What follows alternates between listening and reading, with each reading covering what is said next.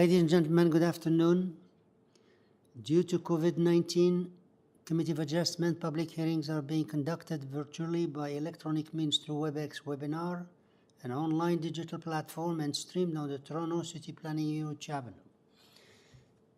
Participants who have registered in advance will be able to make their presentation to the committee using WebEx webinar, which is moderated by staff, city staff. Anyone wishing to view the hearing may do so by watching on YouTube. My name is Isaac Lalouz. With me this afternoon are Ms. Matarodi, Ms. Manning, Mr. Bartolo, and Mr. Hunt. City staff are Simon Lamb, who is acting Deputy Secretary Treasurer, Chris Pereira, and Alex Chu. Participants who have registered in advance will be connecting with their computer, tablet, smartphone, or telephone, and have the option of participating via video or audio only. All participants will automatically be muted on entry. When your item is called, each participant will be unmuted by the moderator, one person at a time. We ask that you also mute your device until you're called on to speak. Those participants by video appearance will be temporarily upgraded to panelists when your item is being held. During this time, your camera will be enabled and you will only be visible during your 5 minutes allotted time. At all times, your video will be disabled and you will be reinstated as an attendee.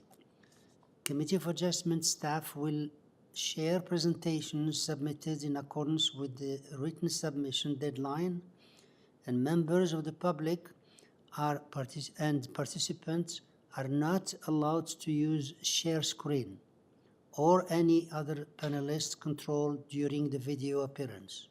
The host will remove you from the panelist role if you fail to respect this instruction. Land acknowledgments. We acknowledge the land we are meeting on is the traditional territory of many nations, including the Mississaugas of the Credit, the Anishinaabe, the Chippewa, the Haudenosaunee, and the Wendat peoples, and is now home to many diverse First Nations, Inuit, and Métis peoples.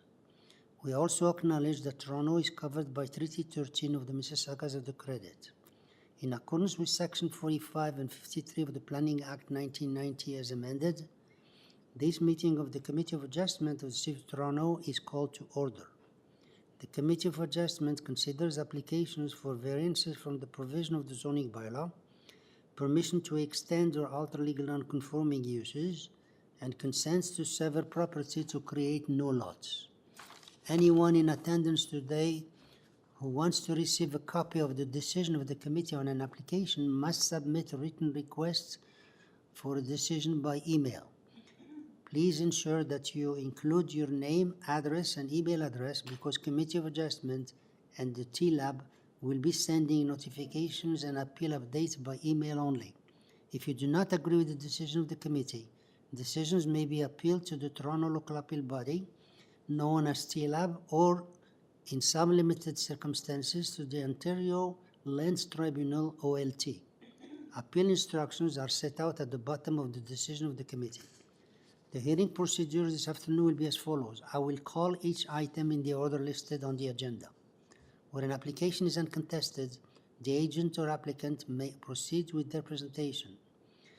When the committee does not require a presentation, applicants are advised to advise the chair should they wish to speak on to the committee. The committee may ask questions and or take the matter directly for decision. Each speaker, including the applicant agent, will be given a maximum of 5 minutes to address the committee. I will comment when the 5-minute mark is reached. When addressing the committee, please clearly state your name and address, and please remember to confine your remarks to the matters outlined in the application. The applicant or agent will proceed first and will make the presentation. Please note that the committee may not entertain revisions to proposals at the hearing today. The committee may decide to defer the application if substantially revised to ensure the revised application is accurate and that all those entitled to receive a notice are informed of the changes. Then individuals, either in support or in opposition to the application, will be invited to speak. Committee members may ask questions of each speaker at the end of their presentation. When all speakers are finished, the applicant agent has the chance to address only those issues that were raised by the speakers. This will mark the end of the discussion, and the application will be taken to committee for decision. Now, for this afternoon session, we do not have any deferrals, nothing, no deferrals, and nothing to close, no files to close. Okay. Now, for this afternoon session, members and staff, any conflict of interest to declare? No? Thank you. Okay, so we'll resume the session for this afternoon. And the first one is application number 21, which is 28 Heather Road, application number 21. And here we have Saba Almatno. Are you there? Yes, I am. Okay, can you please state your name and address for the records here? My name is Saba Almatno from QBS Architects, 1670 Bayview Avenue, Unit 401. Thank you. We have here a number of additions, 5 variances, 6 letters of support, and transportation has no objection. Now, members, do we need a presentation here? No? Okay. Okay, Ms. Matno, we don't need a presentation. Do you want to add something before we move to the committee? No, I just want to elaborate that this is a minor rear yard addition, and most of our variances are due to the existing condition of the house. So we aligned the rear yards, the side yard setback, with the existing walls. Hence, the first 2 variances came in, and the other 3 variances, they are all related to parking, which is the existing condition. The client has a driveway, and they park their car there, and these are the other 3 variances. Very good. Thank you. Any questions? If not, can I have a motion then, please? Ms. Tarodi? Ms. Tarodi? Yes, through you, Mr. Chair, would like to put forward a motion to approve this application with no condition. Big Transportation also have no comment, so no objection. So that's my motion. Thank you. Second, Ms. Manning, all in favor? Okay, unanimous. Okay, your application unanimously approved and there is no conditions. Thank you very much. Thank you. Application number 22, which is 8 DUNLACE Drive, application number 22. And here we have Xingwei Liu. Are you there? Yes, I'm Xingyi Liu. Okay. And your address? 8 DUNLACE Drive, Thank North you. York. Thank you. This is just a garage addition and porch, 1 variance. Staff report has a condition to develop per east and west side elevation drawings. And there is nobody else who wants to speak on this. Members, do we need a presentation here?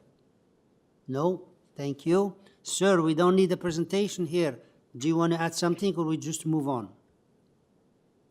Yeah, we just needed a small variation. You can move on. Yeah. Okay. Thank you. Any question? Ms. Manning, can I have a motion? No questions. Motion. Okay. Can I have a motion, please? Okay. Through you, Mr. Chair, I'd like to make a motion to grant this variance. It's minor, subject to the conditions of being tied to the east and west side elevation drawings. Thank you. Second, Ms. Sorry.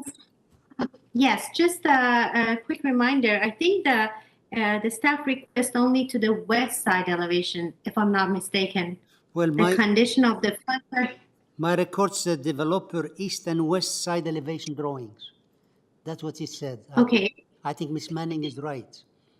So, Actually, no, I agree with Ms. Atterity. It just says west side on the staff report. just west, huh? Yes, so I'll amend my motion Anyways. and just say that it's tied.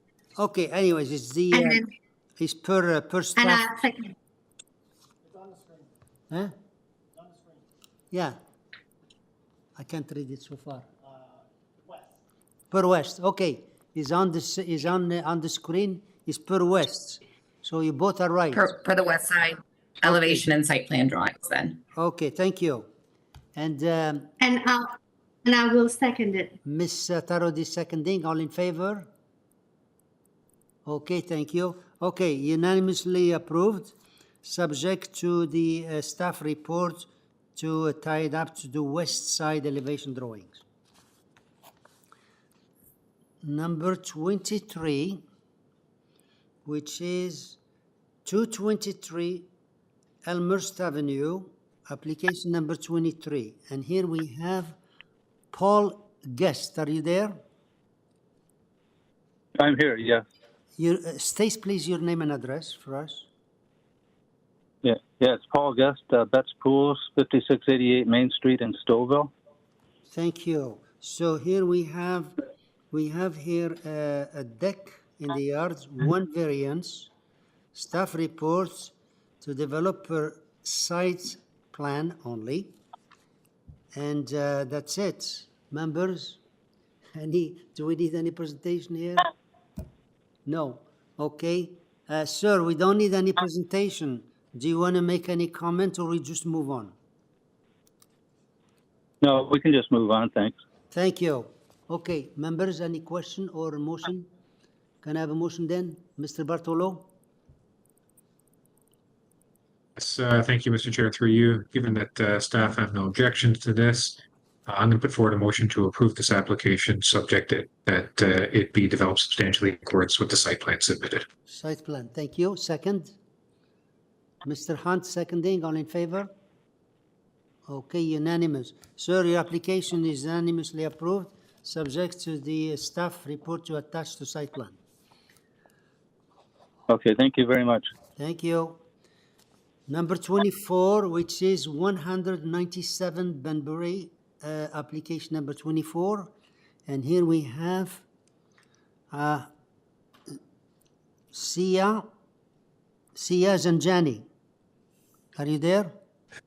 Good afternoon, Mr. Chair. Yes, I'm here. Okay, can you please, we have here a new dwelling, 3 variances. We have 10 letters of support, but we have an area resident who wants to speak. Therefore, we need you to make a presentation before we call the resident. Absolutely, that's not a problem. So this is Sia Zanjani, and I'm the architect and the agent for this application from 15 Allstate Parkway, Markham.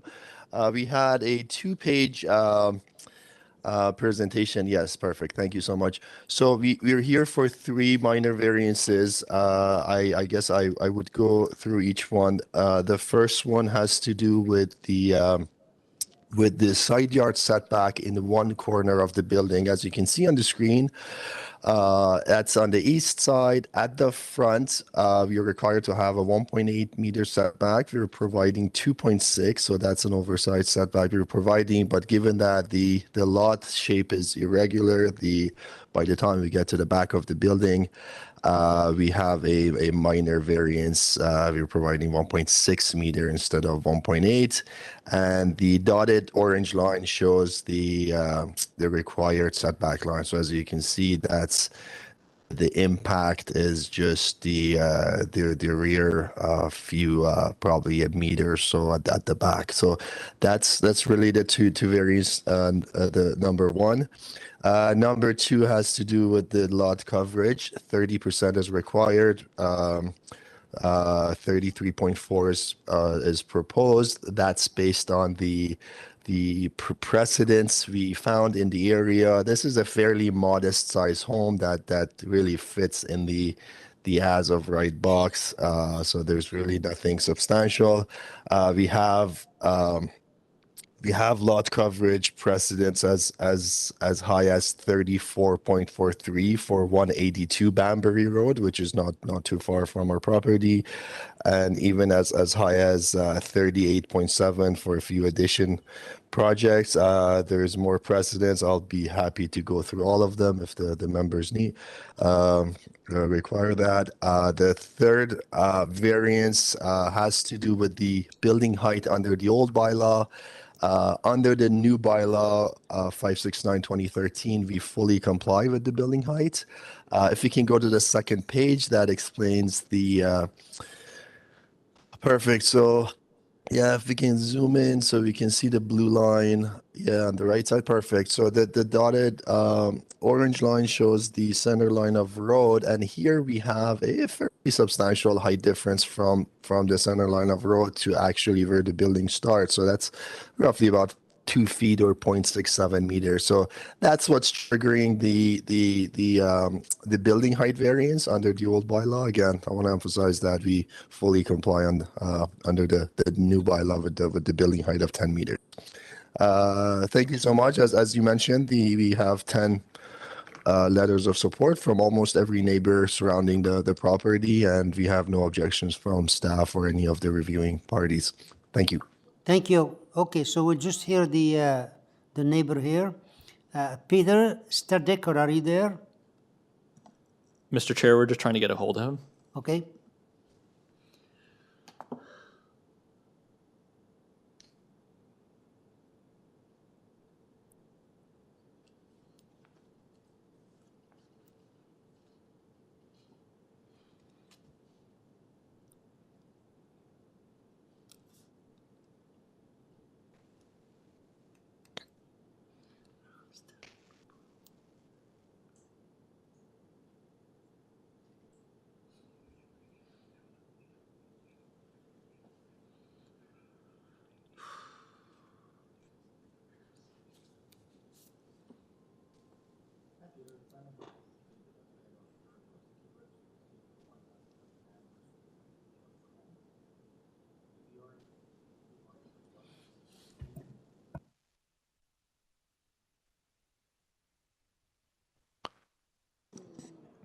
Mr. Chair, we do have someone with their hand up with a different phone number than what Peter provided. We're going to try unmuting them to see if it's Peter.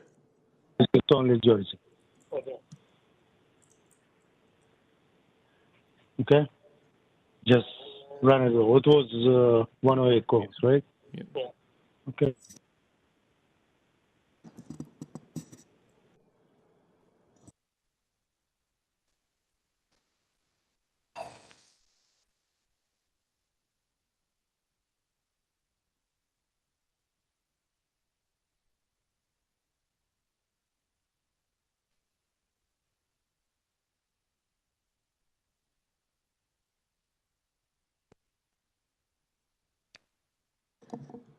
Peter, you're unmuted and should be able to speak at this time.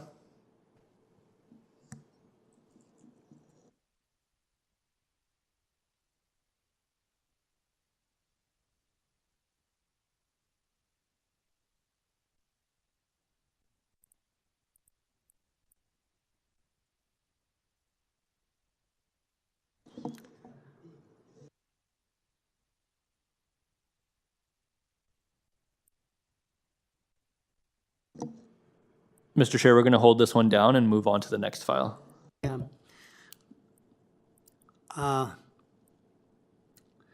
Mr. Sanjani, we have a resident who wants to speak, and we have hard time getting hold of him. So we're going to move to the next one, and we'll come back to you, okay? Would it be at the end of the session? or would it No. be We're right just after the we're next just going to application? check on one item, and we'll be back to you. No problem. I'll stay. Thank you. Okay, so the next one is 25, which is 71 LYNNHAVEN Road, application number 25. And here we have Victor Getberg. Are you there? Victor Getberg. Good afternoon. Hi, could you please state your name and address for us? Hi.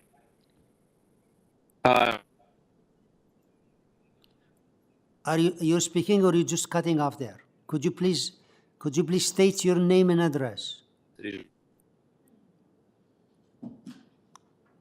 I think your system is cutting off. We don't hear you.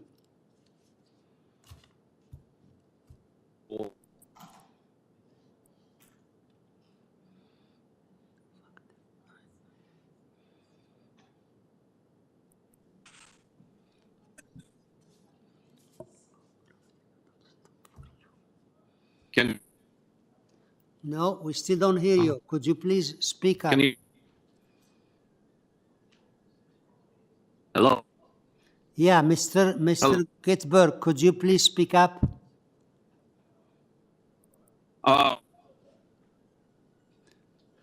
No, you must be having some problem with your system, sir.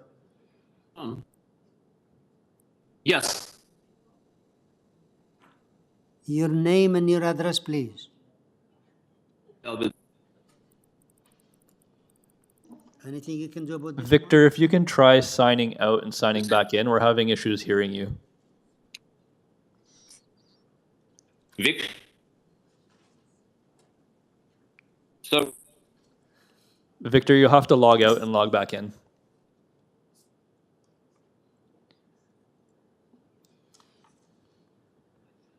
Mr. Chair, in the meantime, do you want to move on to item number 26? And the other one, 24, is not here yet, huh? No, we're still working on getting a hold of the applicant for, well, the neighbor for 24. Okay, so let's go to 400 St. Clements Avenue, application number 26. And here we have Bruno Lopez. Are you there?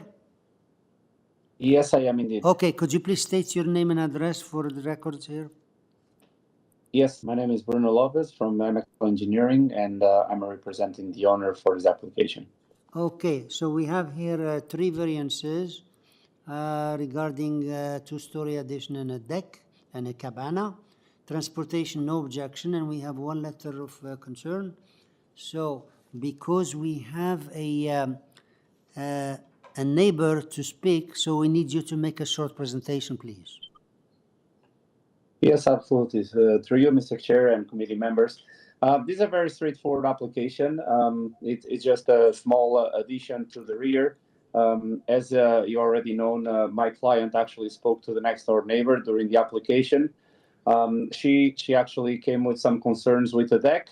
We decided to remove today, so we'll propose to the committee to actually remove these variants and comply with the neighbor's wishes. We did our due diligence, so again, the neighbor is happy to support the application. You can see it on the letter, as long as we comply with these variants, and that's what we intend to do. So it's a very straightforward application, and again, we are here to be happy to take the comments from the neighbor and address it accordingly. Okay, thank you. So, Karen Fogel, are you there? Karen Fogel?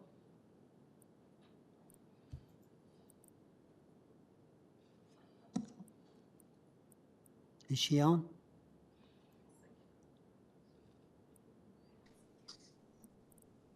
Through you, Mr. Chair, sorry, it's Bruno. I think she's actually on vacation. Oh. And she actually sent the letter. I don't think she's going to be on today's call. But anyway, we honored the agreement and would like to remove the variance. And I believe that should be enough to move forward. You said you want to remove the variance, or you already removed it?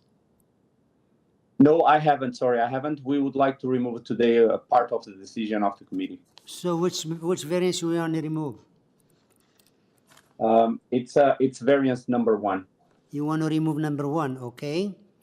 Okay. Correct. We'll comply. Okay, so the neighbor is not around, and he's honoring her wishes, which is removing variance number 1. Thank you. Any questions for this speaker? If not, can I have a motion, because he removed the variance number 1. Ms. Manning, please go ahead. Through you, Mr. Chair, I'd like to make a motion to approve these variances with the removal of variance number 1. Okay. So I don't believe there are any sorry, go ahead. No, your motion is what? To approve variance number 2 and 3. Thank you. Second? Mr. Hunt, all in favor? Okay, thank you. Okay, sir, your application is approved, subject to your removal of number 1. Thank you.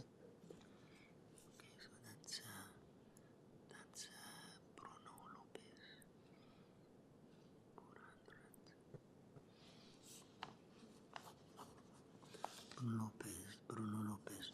Okay, any luck with the other two? Okay, so we'll go to number 27. Application number 27, which is 2 GLENBRAE Avenue. Application number 27, and we have Stavros Theodorakopoulos. Are you there?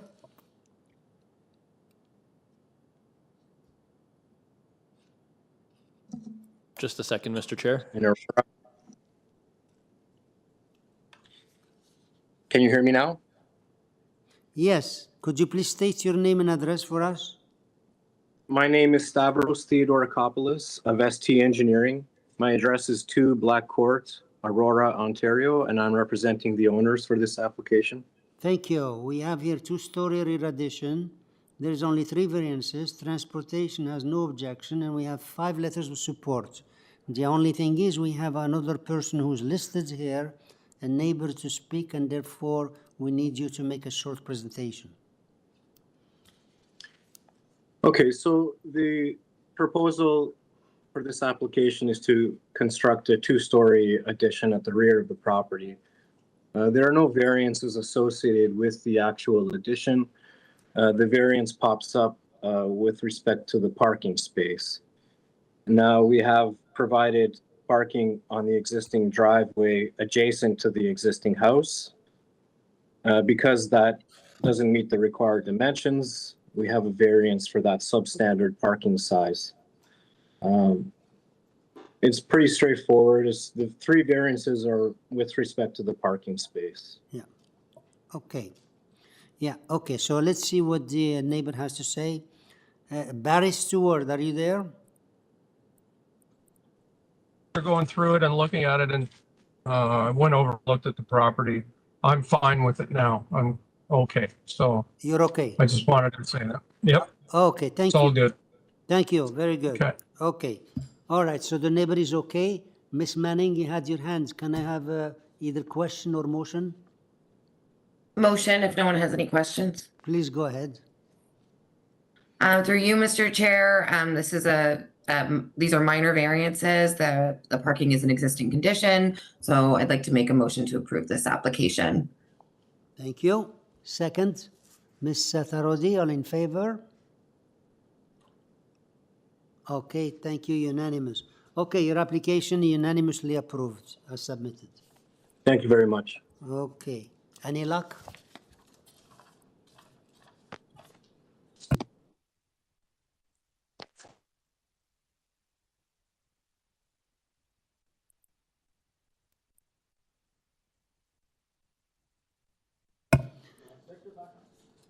Okay, so we're on application number 28, which is 29 ALDBURN Avenue. 29 ALDBURN Avenue, application number 28. And here we have Tay Roywalk. Are you there? Yes, sir, I'm here. Hi, please state your name and address for us. Ty, okay? Sure. It's my name is Tay Rook. I'm the planner for the owners of the property at 29 ALDBURN Road. Okay. We have here is a 3-story dwelling, 3 variances, and forestry. We don't have anybody else here, but just a short, could you make just a short presentation, please? Sure, sir. The proposal before you today is for a 3-story single detached dwelling. There's variances related to FSI, side yard setbacks, stair width for the rear deck, and the front yard setback. I did provide presentation slides, and what you see from the neighborhood perspective on the area context map, those properties that have been highlighted is properties that are 0.75 or greater. And the reason I picked 0.75 is because what you find in this particular proposal, and if you look at the site plan, there is a third story that's contemplated or proposed for this application. That third story is actually placed within the roof line of the proposed roof line, but however, it presents to the streetscape as a two-story dwelling. And if you take away that third story within the roof line, you end up with an FSI of 0.74. So the house envelope as proposed would look exactly the same, but would just have a different FSI number. So that's why I chose a 0.75. And you'll note that within the area context map, there's various examples within the immediate block and from the broader perspective of 0.75 or greater in terms of FSI. With regards to the side yard setback, if you go to the site plan that was submitted, you find that there is an existing building on the east side and on the west side.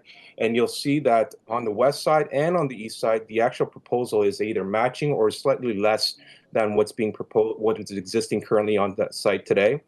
There is a small, I'll call it a protrusion on the east side, which is highlighted in green at the top of the site plan, which reflects the variance on the east side. And on the west side, we're basically matching the existing side yard setback. And this is consistent in terms of the side yard setbacks that are found throughout the neighborhood. There is a stair width variance at the back, which is on the left side, which is the highlighted green area.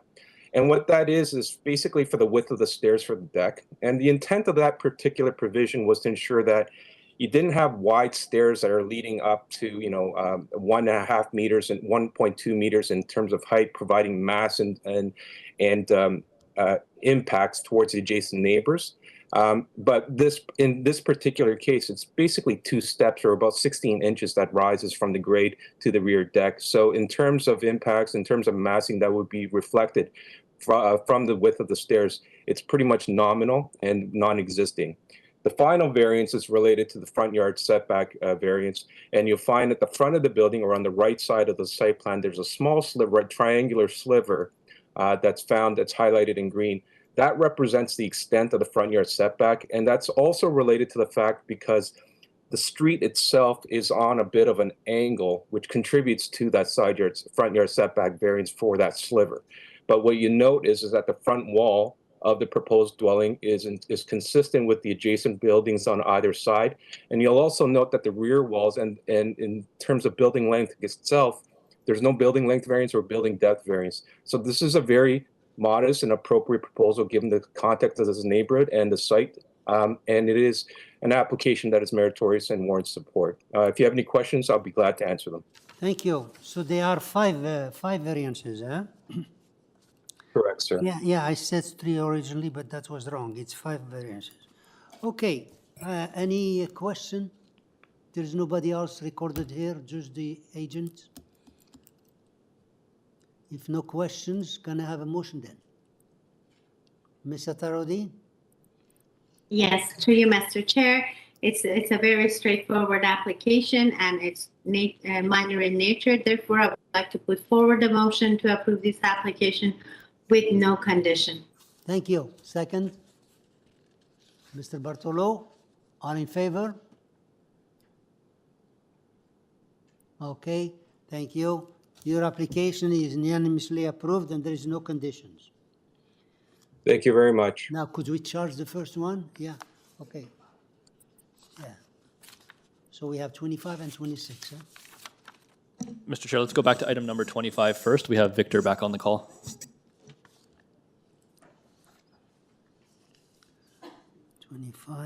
Victor.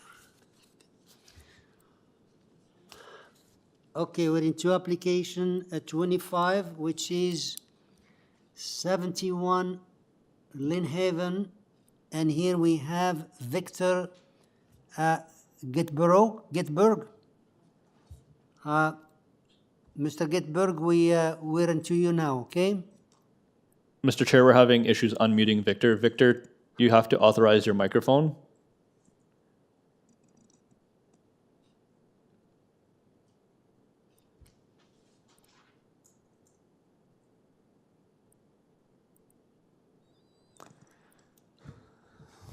Go to 24, eh?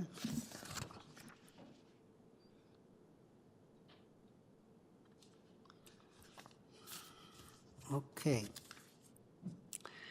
We go back to 24, which is 197 Banbury, application number 24. And here again, Sia Zanjani, we didn't have, are you still there?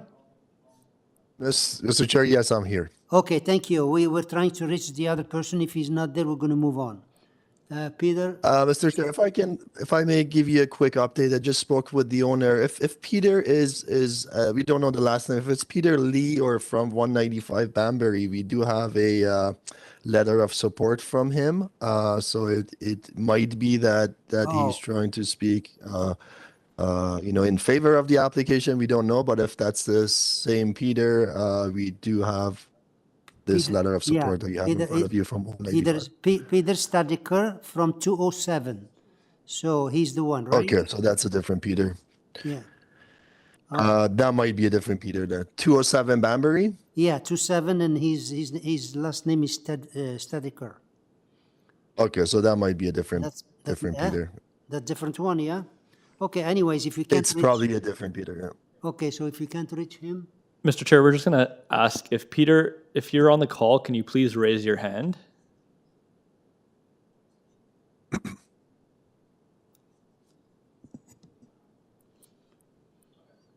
Okay, we should be able to move on. Okay, so members, we heard the presentation from Sia Sanjani, and that's number 24, which has a number of variances. They got 10 letters of support, and there is no other people to speak right now. So can I have, if you have no questions, can I have a motion? Ms. Atarodi? Yes, through you, Mr. Chair, I would like to put forward a motion to approve this application. It's very minor, and that's the motion. There's no condition. No condition. Thank you. Second? Mr. Hunt, all in favor? Okay, unanimous. Okay, sir, your application is unanimously approved, and there is no conditions. Thank you so much. Okay, so we go back to 25th.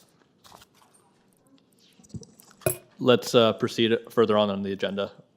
We don't have Victor on the call. Victor, huh? What? He's not on the call. But he's the only one, the agent. So He's the agent. We'll keep it on for a while. Yes. Okay.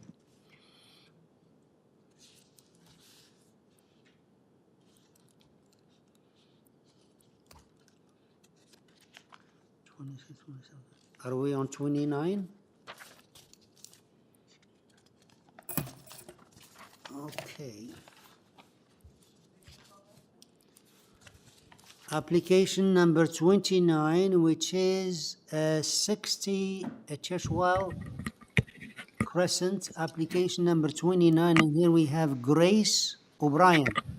Grace O'Brien. Yes. Okay, please state your name and address for us. So it's Grace O'Brien from Davies Howe, and I'm counsel to the owners. The address is 425 Adelaide Street West. Thank you. All we have here is just extend the porch one variance, and for history condition, there is nothing here, but we have another person listed to speak on this one, and therefore, if you want to make a presentation, please go ahead. Sure. So it is, as you said, it's a pretty straightforward application. It's just one variance required to improve the existing porch entrance to the dwelling. The variance is to the maximum lot coverage. The permitted is 25% and the proposed is 30.3%. The existing lot coverage is 29.3%, so it's really only an additional 1%. As we said, that's the only variance required. I did note that Urban Forestry asked for the condition that the owner apply for a permit to remove the tree. The arborist, there is an arborist report, and they've actually already obtained a permit to remove the tree, and the tree was removed in July in exchange for cash in lieu. The tree was in poor health. And in my respectful view, it's the definition of a minor variance application. It meets the intent of the official plan, the intent of the zoning bylaw. It's only a 1% increase in lot coverage. It's minor. It is desirable and appropriate development for the use of the land. The owners are extending the porch to create an enclosed vestibule that they can hang their coats and boots on in the winter. It's an opportunity to improve an existing condition, which efficiently uses what is already there. And subject to any questions you have, that's my presentation. And we would ask that you don't impose the condition that urban forestry required just because it's already been fulfilled. Okay, so let's see if this person is here. Stanley Yo, is Stanley O there?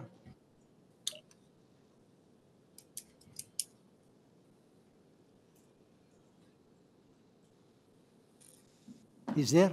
Stanley Yo, are you there?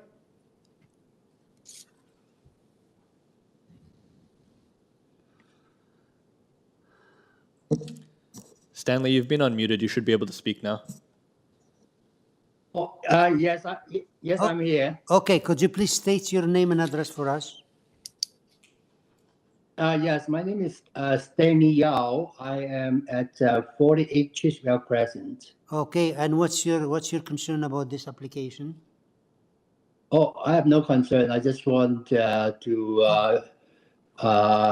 know exactly what the neighbor is doing. Thank you. So basically, basically, I'm perfectly fine with this proposal. Okay, you just want to attend. Okay, thank you. That's a good idea. Yeah. And members, any question or motion, please? Can I have a motion, Mr. Bartolo? Yes, thank you, Mr. Chair, through you. This is a very minor application. It meets the 4 tests. There's no objections from the city or neighbor or otherwise. So I'm going to put forward to a motion to approve this application with no conditions. Thank you. Second, Mr. Hunt, all in favor? Mr. Hunt? Hold a second. Yeah, okay. Thank you. Okay, sir, your application is unanimously approved. Thank you very much. Grace. Thank you. Okay, the next one is number 30. Number 30, which is 134 Victory Drive, application number 30. And here we have Mustafa Khalil. Are you there? Yes, good afternoon, Mr. Chair. Good afternoon, committee. My name is Mustafa Khalil, 2MK Architect, address 3461 Dixie Road, Unit 504, representing the client. Okay, we have here is a secondary suite, 1 variance, 1 letter of objection, 1 letter of support, and forestry condition. Okay, so could you, Mustafa Khalil, 1 variance, duplex. Could you please make a short presentation, explain us this variance? Yeah, sure. In a duplex, So what we have is an existing 2 units. It's an RM unit, and we have 1 unit on the basement and the ground floor, and the second unit on the second floor. And we are proposing a basement secondary unit, which is area of 1,414 square feet. The upper units are remaining is 700 square feet on the ground floor and second floor. So it's just 1 variance. It's minor in nature, and it's just a secondary unit. In terms of the letter of the objection from the neighbor about the curb cut, actually we have application for curb cut, and I provided to the committee, and we are waiting for, we pay the fees by the client, and we're waiting for the subcontractor by the city to do the curb cut, and so the car can park on the driveway as approved on the previous minor variance. Okay, so we don't have anybody else to speak, and just forestry, there's no other condition. Could you please, members, any question? And if not, can I have a motion? Mr. Hunt? Thank you, Mr. Chair. I believe this is fairly straightforward. I note that there is an August 8th Transportation Services receipt for the curb cut application, and the appellant has explained why that curb cut has yet to take place. So I would move approval of this subject only to the August 18th urban forestry requirements. Thank you. Second? Ms. Manning, all in favor? Okay. Sir, thank you. Sir, your application is unanimously approved, and the condition is on. Okay, thank you so much. Only forestry. Okay. Okay, thank you.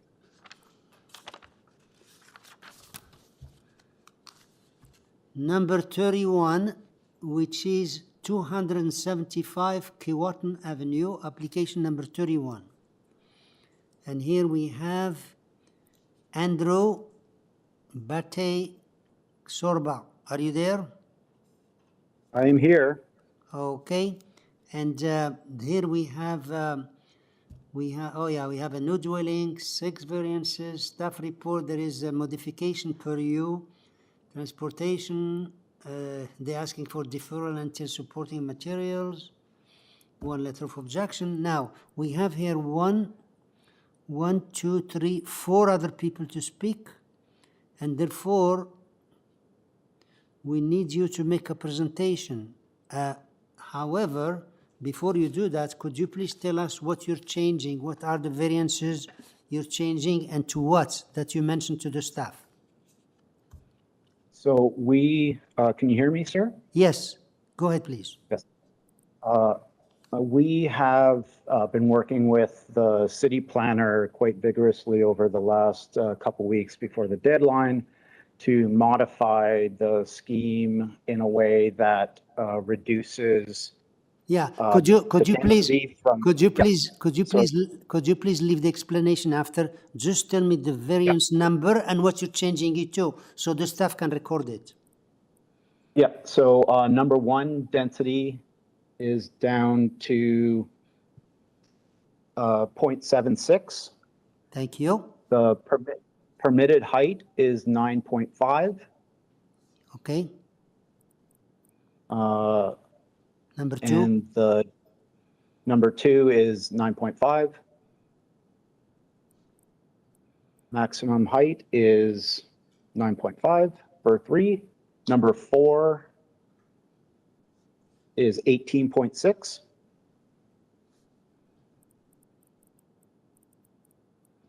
And we do have a parking pad, or we'll be providing or going for a parking pad. Can we just go? The existing one. Excuse me. Yep. So can we just go that one, and then number 6? Are you changing number 6? 9.5. Sorry. 9.5, sir. 9.5. Okay. Now I didn't get number 2. How much you changed number 2 to? That is 9.5. 9.5. Okay, so number 1 is 0.76, number 2, 9.5, number 4, 18.6, and number 6 is 9.5. Is that correct? That's correct, and that is represented in the last drawings that were issued to the committee. Right, and there is a condition to build according to west side elevation drawings. We'll take care of that after. In the meantime, because we have 1, 2, 3 more people, could you please make a presentation? Short presentation. Yes. Thank you, Mr. Chair, committee members. On this property, we are trying to take down the existing dwelling that has kind of gone into a state of disrepair and replace it with a duplex. And so the duplex in this case, we are trying to produce a density within a residential neighborhood that is highly sympathetic to it. And we've done that in a way by reorienting the units so that they have a main front view and a main back view for each of the 2 units. And so from the street and street front, the unit or the development looks like a single family residential house, and from the back it does as well. So we only have one front door leading into the residence. So we worked with the city planner to reduce the height down to 9.5 from 9.7. We increased the massing cuts on the third floor. So now the third floor is a dimension of 17 meters from the front to back. And there also on that front elevation, that large grayed out area is a large front entry porch, which is increasing our FSI slightly because we're keeping it as an exterior entry and front porch. We've also reduced the depth to lower our FSI to 0.76. In terms of the depth of the building, there are 5 projects that have gone through this committee with greater depth than that range from 19.2 to 21.83. And there are a significant number of residents that are also higher than ours, 9 just on the street, that go from 10 meters to 12.9 meters. So we feel that although we're asking for a greater depth and height, that those are well within the neighborhood fabric, and that we are actually densifying the neighborhood in a way that produces 2 very nice 3-story residences. That's it? That's it. Thank you. So we'll be back to you after we hear the neighbors. We have the first one is Mark Rushin. Are you there? Or Patricia Lindsay? Either one. Mark or Patricia?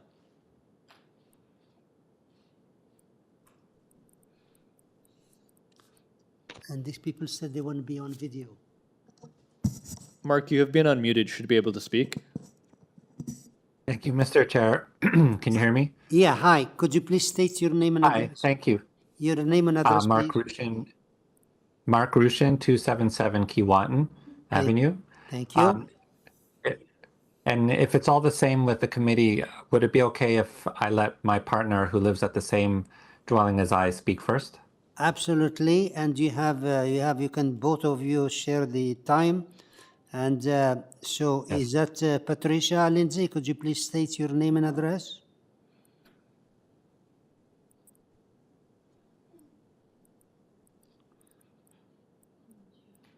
Andrew, is that supposed hello, can you hear me? Hi, yes. Your name and address, please. Okay, my name is Patricia Lindsay. My address is 277 KEEWATIN Avenue. We are the neighbors immediately to the east of the proposal. Okay. So we have a few questions and concerns regarding the proposal. The first is with regards to variance number 4, the maximum permitted building depth. So as the representative for the applicant stated, the building depth is 18.6 meters, whereas the bylaw is 14 meters. So that difference of 4.6 meters to us seems fairly significant, and we have a concern about that. We have a concern about variance number 5, that the proposal has 0 parking spaces. This is also maybe a point of minor confusion for us, and maybe the applicant will address this because the drawings show an existing front pad parking, but the existing property, to the extent of our knowledge, does not have front pad parking. So if the application has 0 parking spots and it will be a multi-resident dwelling, we do have a concern about that. The street has relatively limited street parking, and this property shares a right-of-way mutual drive with our property. So the absence of parking raises a concern for us in terms of the shared use of that space. Finally, our final concern is with regards to the right-of-way and the side yard setback. And this can be seen in drawing A050 and drawing A052. So in drawing A052, it states that the right-of-way, as in the parcel registry, is, sorry, you have to zoom way in to see it, is 2.13 meters in width, which consistent with the documentation that we have also in our title and in the parcel registry, 2.13 meters width of the right-of-way, which our understanding is that the contribution of 275, the applicant's property, is 1 foot and 8 inches to the right-of-way. However, the proposed application with a setback of 0.45 meters is then only allowing 1 foot and 5 3/4 inches. So it's encroaching upon the right-of-way by 2.3 inches. So we have a question about that. Okay. We'll get the agent respond to all those questions. In the meantime, just a second, is that done for your property, or Mr. or Mark still has something to say? Thank you, Mr. Chair. Yes, just one thing to add about the depth, because it was mentioned that there's precedent on our street for various houses that have successfully submitted and achieved variations of the sort, but none of them, to my knowledge, are for duplexes. So the variants that they have achieved were relatively more minor compared to that related bylaw for family dwellings than it would be relative to duplex, which is relative to a 14 meter, not to a, I believe, what is it, a 17 meter for family dwellings. Okay. Thank you. Okay, so we'll have the agent respond to all those concerns. In the meantime, any question for the speaker? No? Okay, so the next speaker is Samantha Mccollum. Are you there? Yes, hello. Your name and your address, Hi. please. Your name Samantha Mccollum. Yeah. It's 273 KEEWATIN Avenue to the west. Okay, tell us what's your concern, please. My concern is the tree at the back. So I have a question about this. So it is I see you almost pointing at it right there, but it is a 4-stump Norway maple with 1 base, and one of the large tree growths, which is one of the trunks, is on an angle that sort of shoots towards. Samantha, I want to save you some time. If you have something else, go ahead, because we don't deal with the trees here.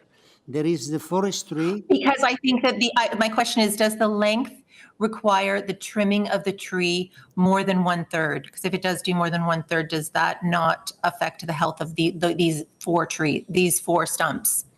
Again, I'm telling you, we do not deal with the trees here, because Okay, sorry. If they want to touch the tree or cut it or remove it, they'll have to deal with the forestry department. Understood. Understood. Here I see. We deal with the variances here. If they didn't have these variances, they wouldn't be here. So Understood. I'm to the west of me at 269 KEEWATIN. That neighbor is present with me on this call. Can she speak? Well, I have the register here. Another person. We have to go through them. Samantha, you're from 273, right? Yes. Okay. So what are you saying? You're giving us another customer here? I am. They have another person want to speak? Okay. What's the name? Yes. Go ahead. Hi, my name is Kaki Young. I live at 269 KEEWATIN, which is 2 doors over from the proposed building. 269, yeah. And my husband, Rolf Gronis, had written a letter to the committee because we have concerns that even with the modifications, the amount of variance for both the depth or length of the building as well as the height of the side walls is 36 to 38% variance, and that amount of wall reflecting the afternoon sun onto our properties could increase the amount of heat and with the loss of green space affecting drainage and cooling in the area. Okay, okay, you're from 269. Any questions? Correct. This speaker? Okay, after that, we'll get the agent and he'll respond to all the concerns. So we still have... Okay. We also have concerns about the parking as well, but just to echo Patricia. Thank you. Now we have one more speaker here, Louis Winstock. Is Louis Winstock there, please?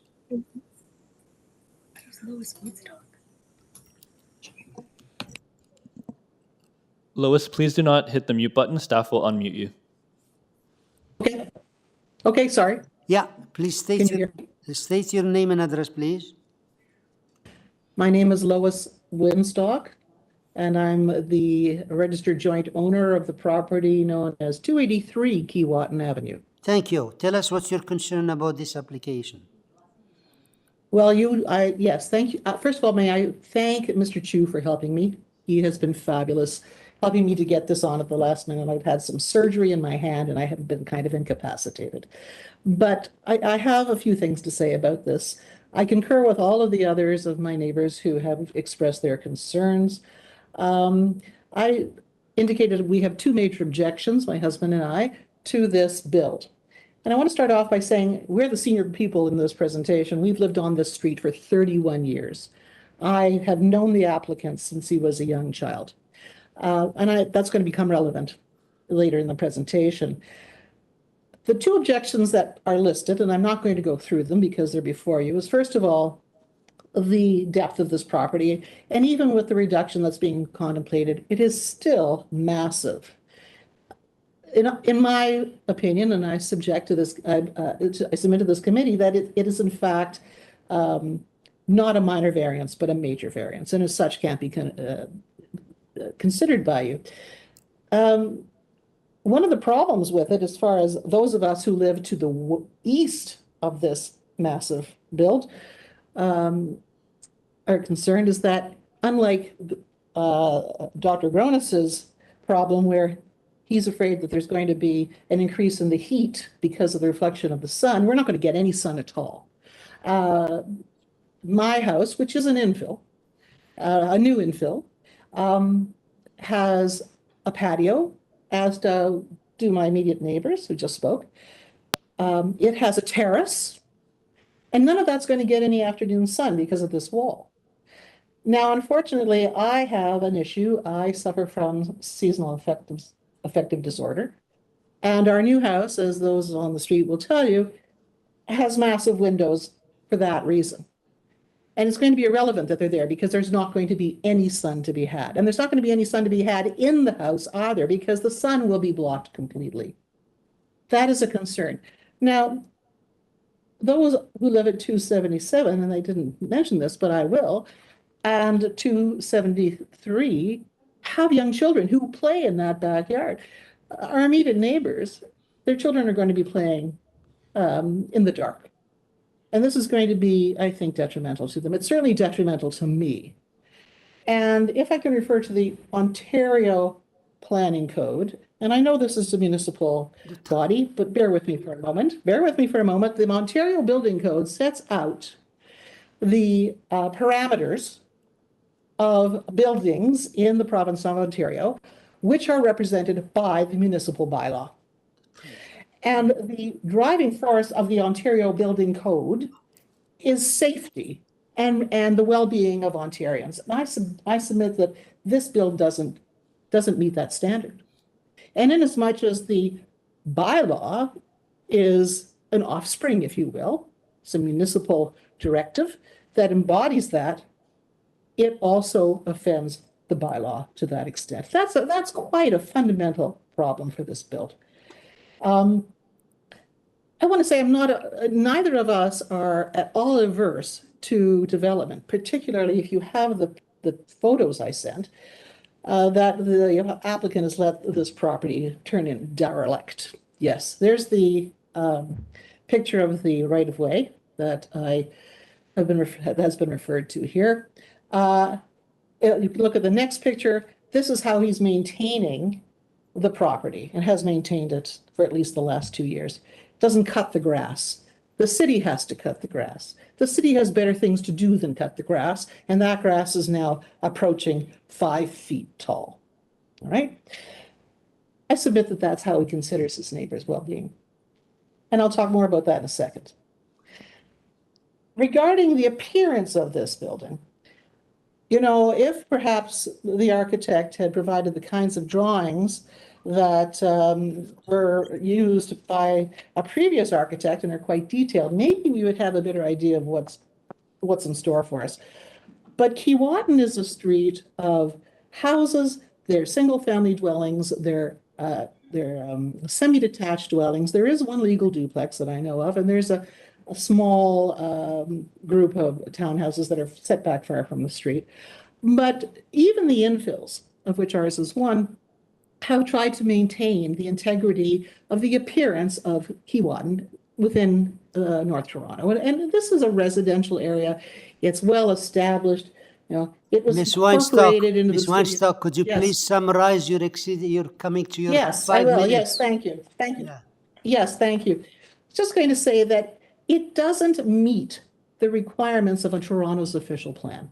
Toronto's official plan says that any building, any infill has to conform with the existing properties. This does not. And the Toronto's official plan further says that no application for a variance can change that, can remedy that. That is a fundamental problem. Ms. Weinstock, I don't like to interrupt you. I don't want to cut you off, but I'm asking you to please summarize. I am. I was just going to say, in summary, that both of our objections I submit are fundamental and they are fatal flaws to this application, and the application should be denied. Thank you. Thank you. Any question to the speaker?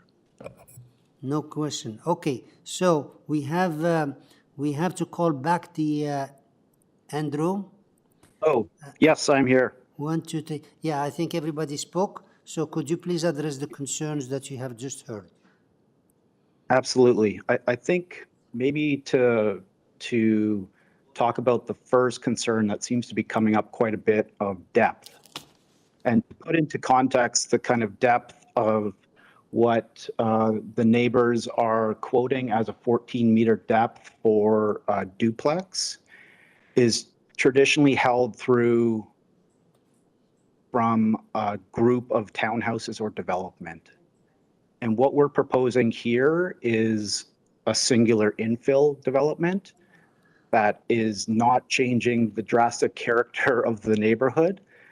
A lot of the comments that we're hearing is about density, is about depth, that the neighborhood isn't very sympathetic to the fact that we're trying to put 2 houses in the space that the neighbors have 1 house.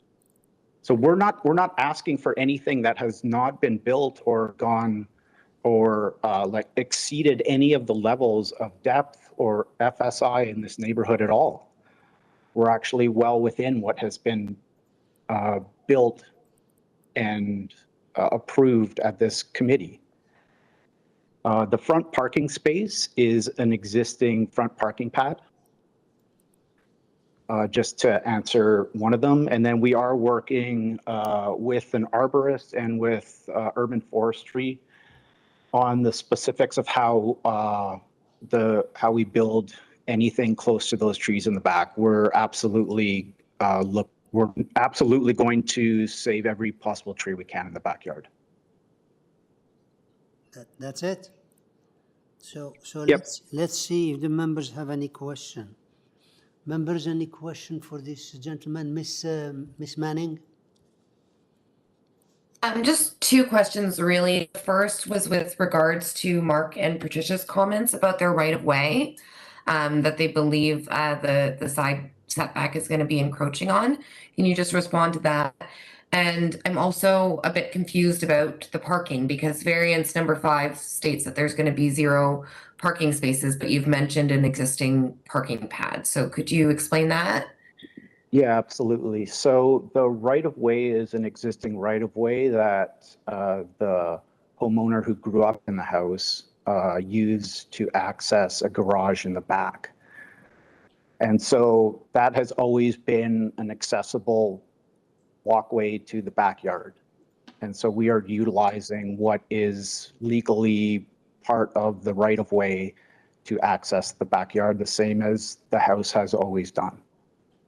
In terms of the front parking pad, the city wouldn't allow us to, or is putting that as a variance because a portion of that is on public property, because we couldn't fully park, the existing parking pad isn't fully on our site.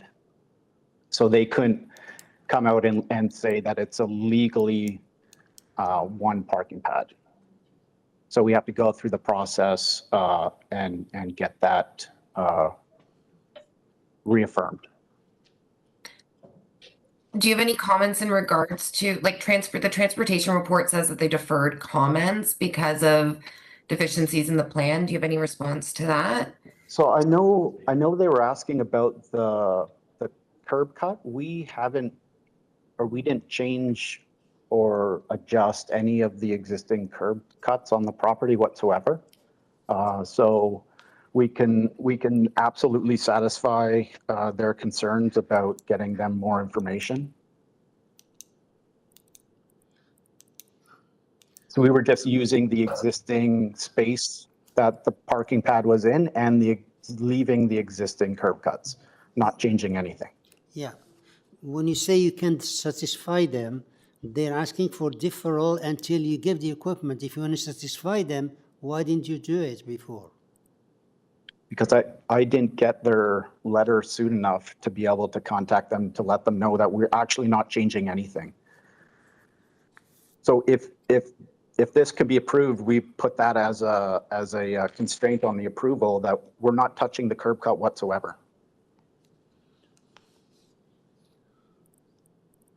Any other question?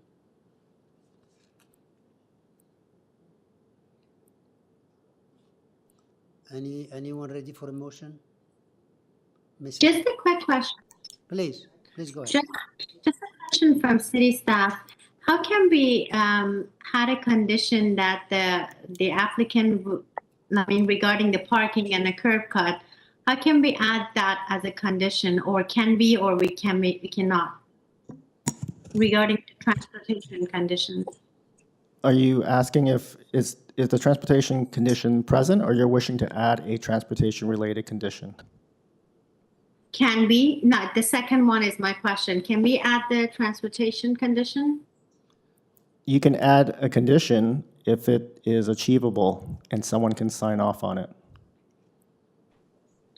Okay, so because the applicant already offered, so I just would like to know, and transportation asked for deferral, so I want to know what's the best way of putting it that is correct. I can't really give you the wording of something that's transportation related. Okay, thank you. Any other question?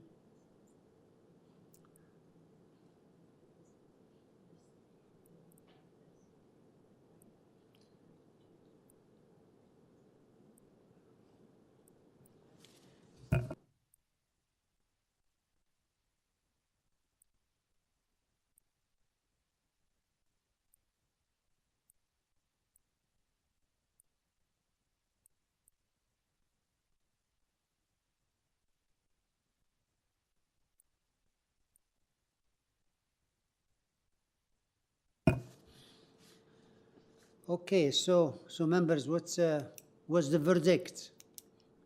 The transportation is asking for deferral, and we hate to see after we discuss the application to defer it, but in some cases we have no choice.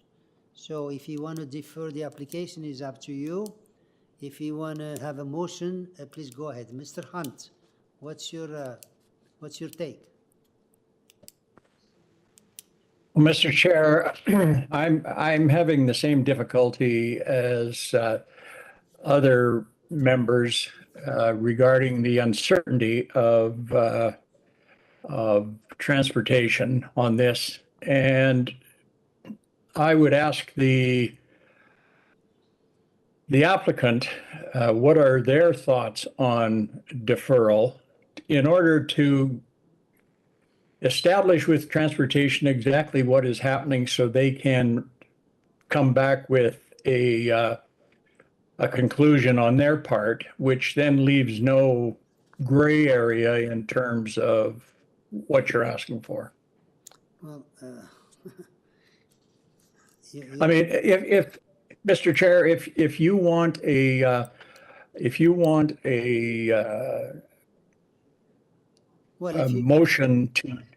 motion to defer, then I will make that motion to defer in order for. yeah, it's not if I want a motion to defer. It's up to you. The question is, I don't know if the proper way is to ask the applicant what's their views on this. If we think you can't make a decision, then you can make a motion to defer. It's up to you, and that probably will be that's my view. But we'll see what you guys are saying. So if you want to defer it until they clear up the transportation question, that sounds good. Mr. Bartolo. Mr. Bartolo. Yes, for the applicant. Just a question for the applicant, Mr. Chair. Please go So ahead. your intention is not to touch the curb in any way. You're going to keep the existing curb. Is that correct? Absolutely. What's being asked for is to label the location and dimensions of the existing curb and right of way. Right. Yeah, and it is drawn on the survey as a legal document where the existing is. I can get the surveyor to dimension that, but we're not changing that dimension whatsoever. Okay. And then my other question is just to reconfirm that the changes you've made to the variances, they conform to exactly to what's in the staff report request recommendation. Is that correct? In terms of city planning? In terms of city planning, the 5 modifications? Yes. They're exactly as per the recommendation section in the staff report. That's correct? Yeah, so we worked with the city planner over the past couple. Yeah. Okay. Well, I just want to make sure that the numbers match up because I had a little bit of trouble hearing you when you were making the revisions before. Yes, they do. Okay. Did you want him to go over the numbers again? No, if they're as per the staff report, then I'm good, Mr. Chair. Those are the ones he gave before. Okay, so any motion? Are you ready for a motion? Yeah, I'll put forward a motion, Mr. Chair. Please go ahead. Okay. I understand the concerns of the neighbors, right?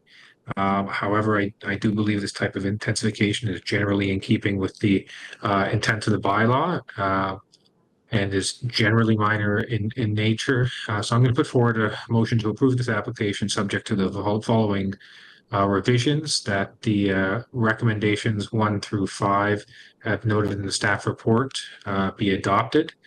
That the exterior main wall height be developed substantially in accordance with the west elevations. That the application be subject to the requirements of the urban forestry memo attached, and that the existing curb cut not be changed in any way unless approved by transportation services.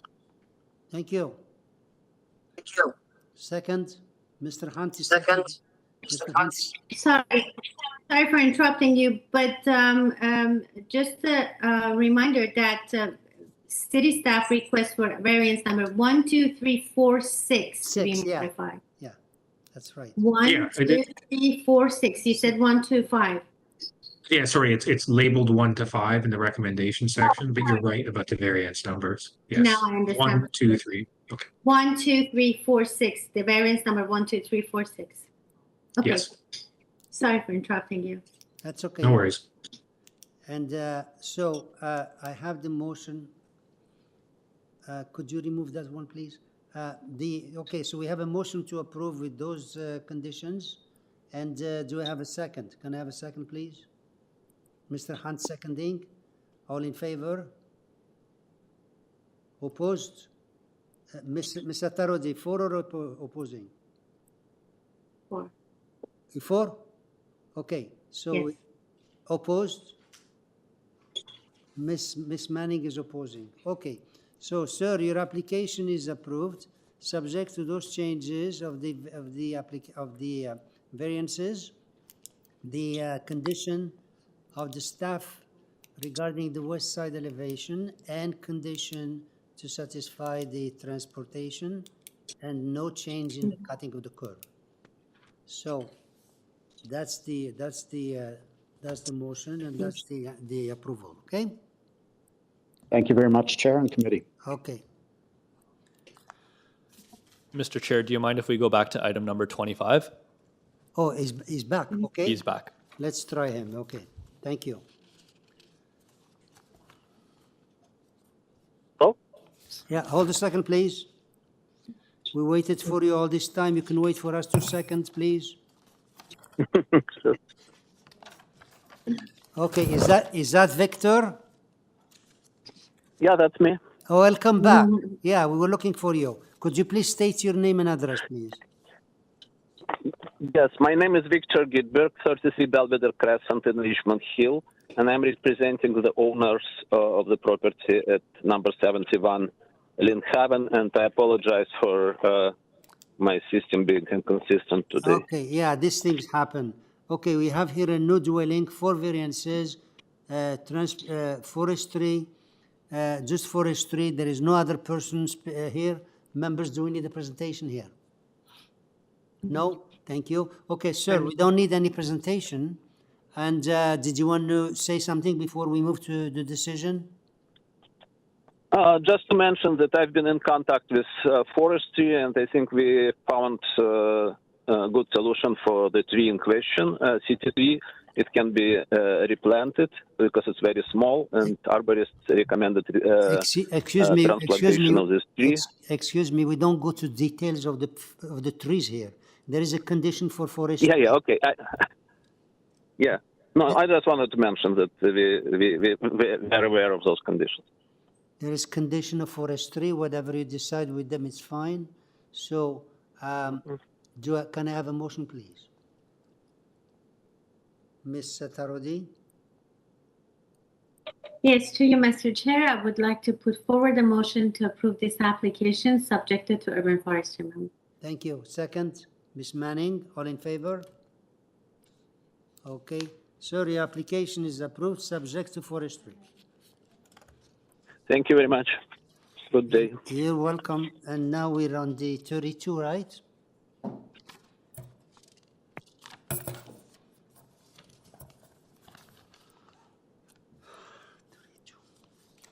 Application number 32, which is 40 DEFCO. Application number 32. And here we have Aida Evangelista. Are you there? Good afternoon, Mr. Chair, members. Ida Evangelista. Good afternoon. 53 Bentworth Avenue, Toronto. Thank you. Good afternoon. Okay, we have here new dwelling, 12 variances, staff report modify per your, okay, and then we have TRCA, no objection, permit still required, and forestry conditions. Could you please tell us, after you spoke to the staff, what changes are you going to modify? So I did speak to staff. They want us to reduce our building height, right? So I would like to add that they want us to reduce it substantially. However, 0.40, the actual building height is 8.15, and we have a parapet of 0.40, and that parapet is to hide, you know, all the scuppers and the eaves on the roof. So, we can reduce it. We can reduce it, the parapet, to 0.20 if that satisfies. Ms. Evangelista, could you leave the explanation after? Just tell me what you want to change it to, which is variance number, changing it to so much. I will change variance number 1 to 8.40. Okay, next. That's it? That's basically it. The other variance that, or the other comment that staff had was regarding the front yard landscaping. They've asked us to put permeable pavers on the driveway, which we have shown on the site plan from the beginning, so we're okay with that. Okay, so your change is only And we're number also one. okay with Excuse me, that is correct. your change is only number 1 to 8.40. Is that correct? Yes. Okay, that is so correct. please make your presentation. Yes. Okay, so as I mentioned, so we are modifying variance number 1, the overall height to 8.40. I will add that 8.15 is the actual building height. The remainder is the parapet, and that parapet just is for the exterior, and it's just to aesthetically, for aesthetic purposes, to cover all roof mechanicals and whatnot. So we do have a building length and building depth. However, I'd like to add that what we have in front of you is an irregular shaped lot that backs onto the TRCA. So we've cited the house and it's also on a curvature on the road. So we've had to cite this house quite carefully. So the building length and the building depth. So we do have on the north side, our total length is 19.80. And that's because it's taken from the garage, which pops out at the front. And at the rear, we have a nook. Breakfast nook. But those two pop outs at the front and the back is only 1 story high. It's not for the full height of the building. On the south side, our total length is 16.90, which is below the required 17. And if we take a look at the roof plan, you'll see that the actual roof plan shows that the roof, which covers the house in its entirety, is 16.90 in length. We have side yard setbacks, which variance number 4 and variance number 8. And if we take a look, and I've actually, on my submission, you'll see that I've highlighted the various variances and their pinch points. As I mentioned, this isn't a regular shaped lot. However, on the north side, the pinch point is at the very westerly corner, and it opens up to 5.19 meters. And on the south side, again, it's a pinch point right at one of the areas midpoint of the house. However, at the front of the house, we have 3.02 meter setback, and at the back, we have 2.27 meters. So we've been very careful in how we've placed the house and being far enough away from neighboring property. And the 0.72 meters, where it shows variance number 7, the proposed porch is located 0.72 meters. On the south side, because there is, the land is undulating, so we have on the south side, we do have an area, we have steps, and it takes you up to a porch. So that 0.72 is just for that area where that landing is. However, as I mentioned, it then opens up to 2.27. I am aware that the neighbor has written in, has some concerns. However, if you take a look at the site plan, you'll see that their house is much further back than our house. So I don't believe that we will, I respectfully submit that we will not be impacting their view in any way. And I am open to any comments or questions that you may have. Thank you. We'll be back to you. We have here Sergey and Alla Totrov. Are you there?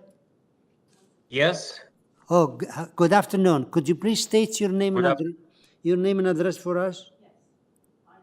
My name is Sergey Totrov, and address is 42 REVCOE Drive. Thank you. Tell us what's your concern about this application.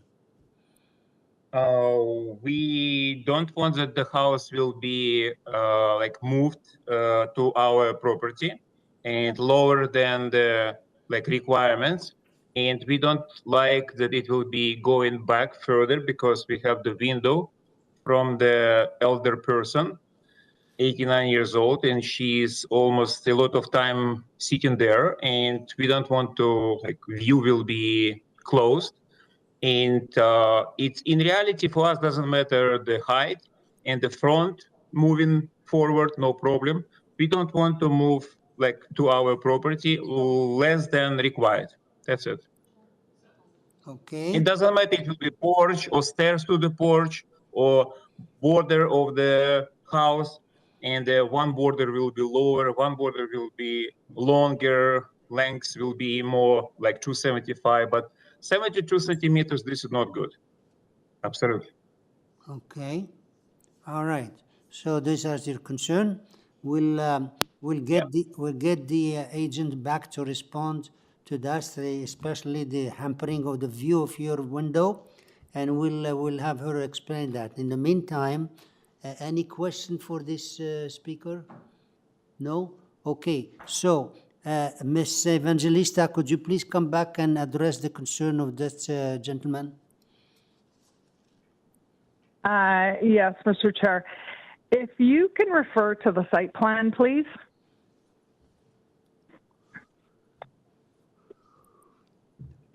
It's not coming up on my laptop. Anyways, so if you can refer to the site plan, and you'll see on the site plan, you'll see there is a curvature here. Their home at number 42 is further set back from the home we are proposing at number 40. Also, I would like to add that on that side, on the south side of our home, of the home at number 40, we have setbacks of 3.02 on the southwest corner, and southeast, we have a side yard setback of 2.27. The 0.72 is only to the porch at the back, the landing, because the way the land slopes, right? So our house is further forward than theirs. You'll notice from the site plan, you'll see that their garage portion lines up with the home at number 40. That's how the lineup. So I really respectfully submit that we will not be impacting their view. You know, I understand the rear of the property is the flora and the fauna at the back. Everybody wants to enjoy it, as do the owners of number 40, and that's why they were so very careful.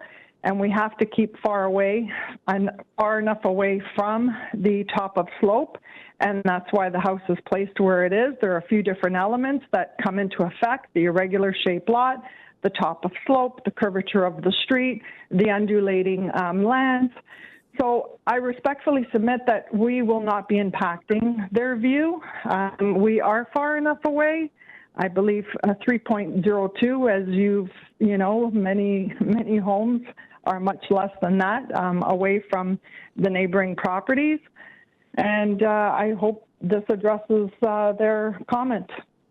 Okay, thank you. So you keep referring to 40. I think they said their address is 42. I'm saying we're number 40. Number 40 is far enough away. You are, okay. We're 40, and they're 42, yeah. Okay, they're 42, okay. We have side yard setbacks of 3 meters and 3.02 meters and 2.27 meters. Okay, all right. So let's see what the members have to say. Do you have any question for this speaker? Ms. Satarodi? Question? Yes, Mr. Chair, I would like to, no, it's just a question for Ms. Ida Evangelista for regarding number 1. So, so they're proposed to to lower the height to 8.4 versus the 8.3 that the city staff recommended. Can you provide an explanation on use? I know you start, but I would like to ask you to do it one more time. Sure, no problem. Through you, Mr. Chair. Yes, no problem, member. So, in speaking with planning, planning did advise me that 19 REVCOE received, they're also a flat roof house, and they've received a building height of 8.74 meters. They would like us to come down a little bit. I did explain, unfortunately, staff had already prepared the report, but they've asked me to provide the explanation. So that being said, the actual overall height of the building is 8.15 meters. So variance number 1, as it was, states 8.55 meters. So that was 8.15 meters to the top of the building, and then we were asking for a parapet of 0.40, right? So we can now bring down that parapet without aesthetically being unappealing but to the street. We can bring down that parapet because our overall height is 8.15, and then we can decrease the parapet. And that's why I was asking if we can decrease it to 8.40. So the overall height of the building will always be 8.15. We're decreasing the parapet, and that's where the zoning examiner took the overall height to the top of the parapet. And I've indicated that on page 4, where it shows, and I've actually highlighted in yellow or gold, and then in the green, I've highlighted where the top of the roof is, and then the portion that is the parapet. Through you, Mr. Chair, does that satisfy your? Thank you. Any other question? Ms. Manning? I'm just wondering if you can comment on variance number 7 at all. It just stands out to me because it's less than half of the setback that's required. Yes. So just bear with me for 1 second. So if we go to the site plan,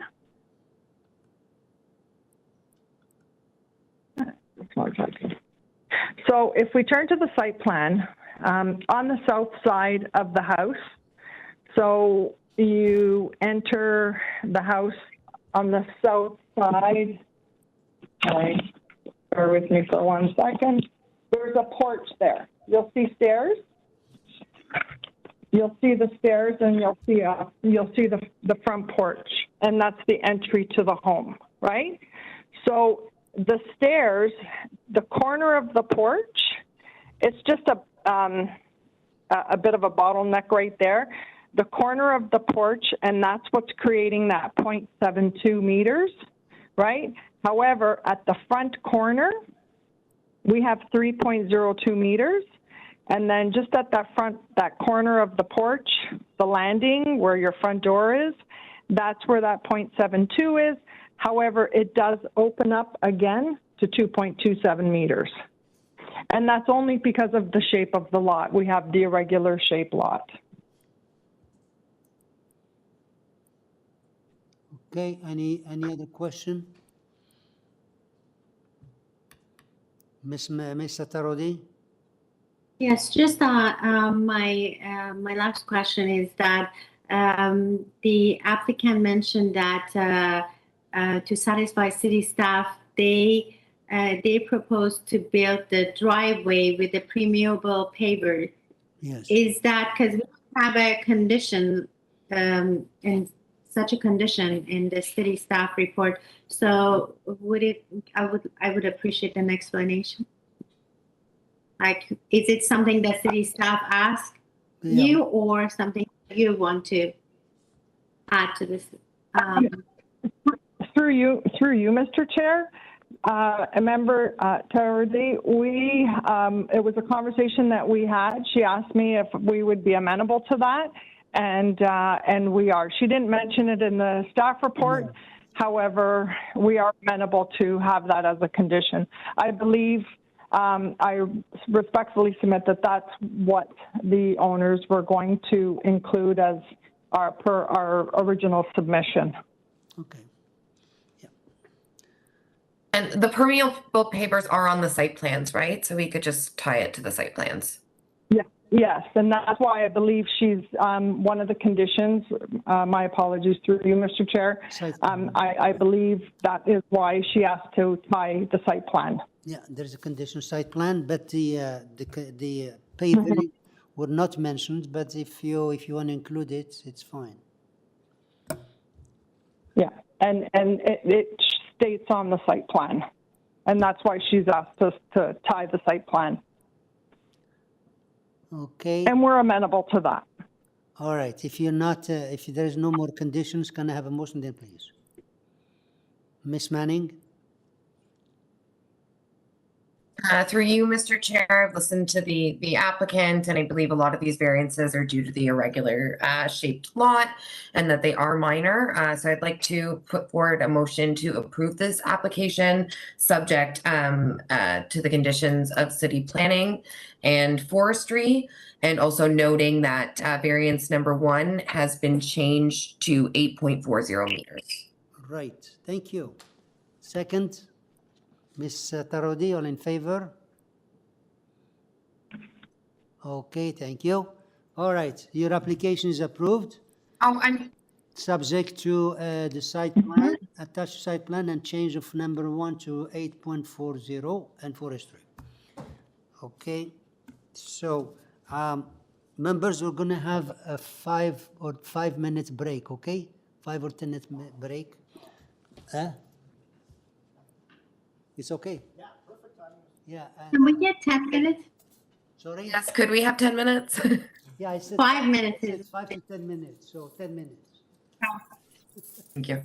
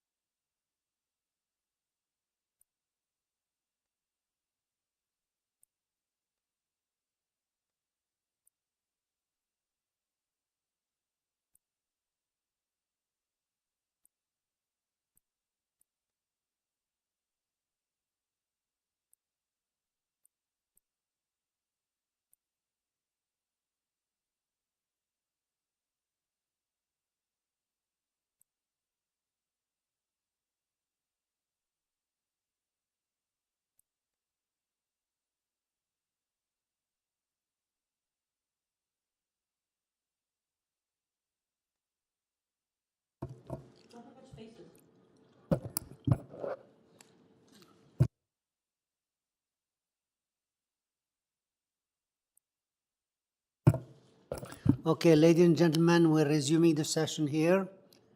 And our next application is number 33, which is 345 Glengrove Avenue. Application number 33. Now, who's talking? I didn't know who's talking. Lauren Rose? Okay, yeah, application 33. And here we have Mr. Laurent Rose. Yeah, could you please state your name and address for us, please? Sure. Lauren Rose, 388 Spadina Road. Okay, we have here an application for 3-story dwelling, 14 variances. Staff report submitted for information only. And forestry and 11 letters of objection. Okay, could you please make your presentation? Sure. I will note for you all that the staff report speaks to the fact that this present application fits into the existing neighborhood quite well. Having said that, aside from their conditions, which we approve of, we made some other changes to the house so that you have to not go by their suggestion. In number 7, Excuse me, excuse me, are you making changes to the variances? Yes. Okay, so yes. So before we start, give me the name, the number of the variance and what you're changing it to. Okay. Okay. Number 7. Yeah. Proposed building length will be 25.31. Okay. Number 8. Proposed building depth will be 24.77. Okay. And number 10, the floor space index will be 0.699. Okay. This is beyond, it's after the planner reviewed it and made conditions. We've actually reduced it even more. So if you accept the planner's conditions, we've actually made it a little bit smaller. Okay, thank you. So keep going. You'll note that forestry originally objected and request a refusal on this application, but we have reduced the length of the house, and they did send a letter stating that they're retracting their request for refusal. You have several letters of opposition. I believe you may at this point have 3 retractions from the 3 neighbors to the west. I know for a fact you have 2 retractions from west neighbors, the immediate neighbor in particular. There's a private agreement for trees. So the immediately affected neighbors are not objecting. I can take you through the variances. If the staff wants to put up the site plan, it might be best.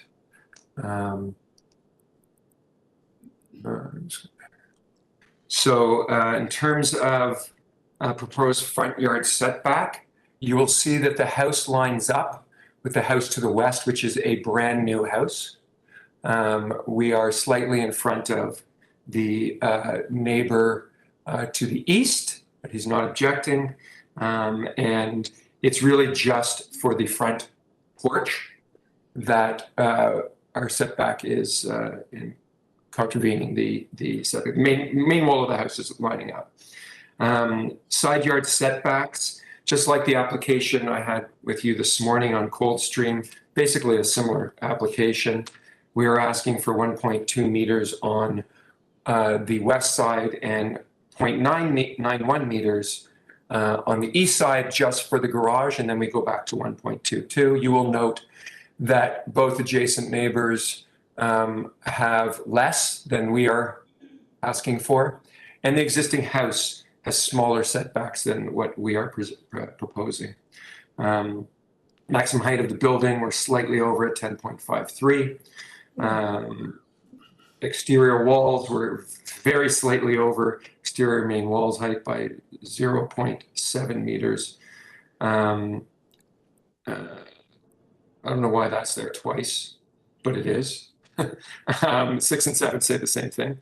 I've already talked about the length. Now the length, just like the application this morning, the length for the building is taken to the excavated porch. You will see that the main walls of the house are 18.24 meters in length, plus a 1-story projection. So it is, while most of the house is 18 meters, which is what the planner talks about, there is a 1-story projection. And by the way, these are not the latest plans.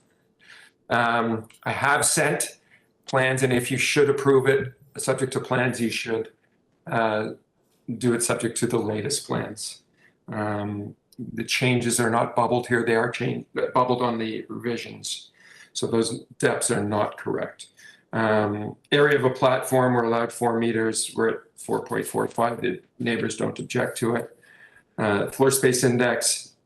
I want to point out that on 2 stories, we are at 56.8. The additional square footage is in the roof, which nobody could have any impact on because of that.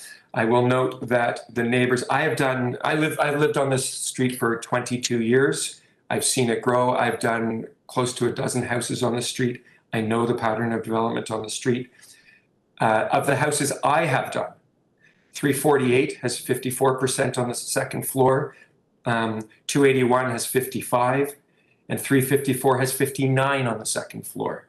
So we're sort of in the middle there, but we do have a 3rd floor, and but there's no impact from that additional GFA. The proposed rear deck, we need a 1.2 meter side yard setback, but it is in line with the house. It's a nuisance that we have to ask for these each time. Exterior stairs, the width of the exterior stairs, they're as wide as the stoop at 3.3 meters. I don't think that's a big deal. Same for the rear stairs. And the front yard landscaping, we're just slightly below the 60%. I can answer any questions if you have, and if there's somebody going to speak against it, I can respond. Okay, thank you. We'll get back to you after we hear the neighbors. And Sure. The first one here is Erika Robin. Are you there? Oh, sorry, hold a second. Before that, we have Jeff Cooper and Elaine Lutsky. Are you there? Yes, ma'am. I hope you can hear me today, Mr. Chairman and committee members. Okay, can you please state your name and address for us? My name is Jeff Cooper. I'm here with Elaine Lutsky. Our address is 356 GLENCAIRN. However, we are the direct neighbors to the south, and we have not approved of the changes. We haven't even been told of the new changes that have been presented today. Thank you. Just tell us what's your concern. Tell us please your concern about the application. Sure. Like Lauren Rose, I'm familiar with the neighborhood. I've been here since 1965, and we can all agree that these large lots have accommodated larger houses. In this case, I'd like to have the site plan put up on screen so I can speak on that. And if not, in the meantime, I'll just use the new house that was built at 349. Thank you. If we could just scan out so we can see 349 as well. Yep, there you go. Perfect.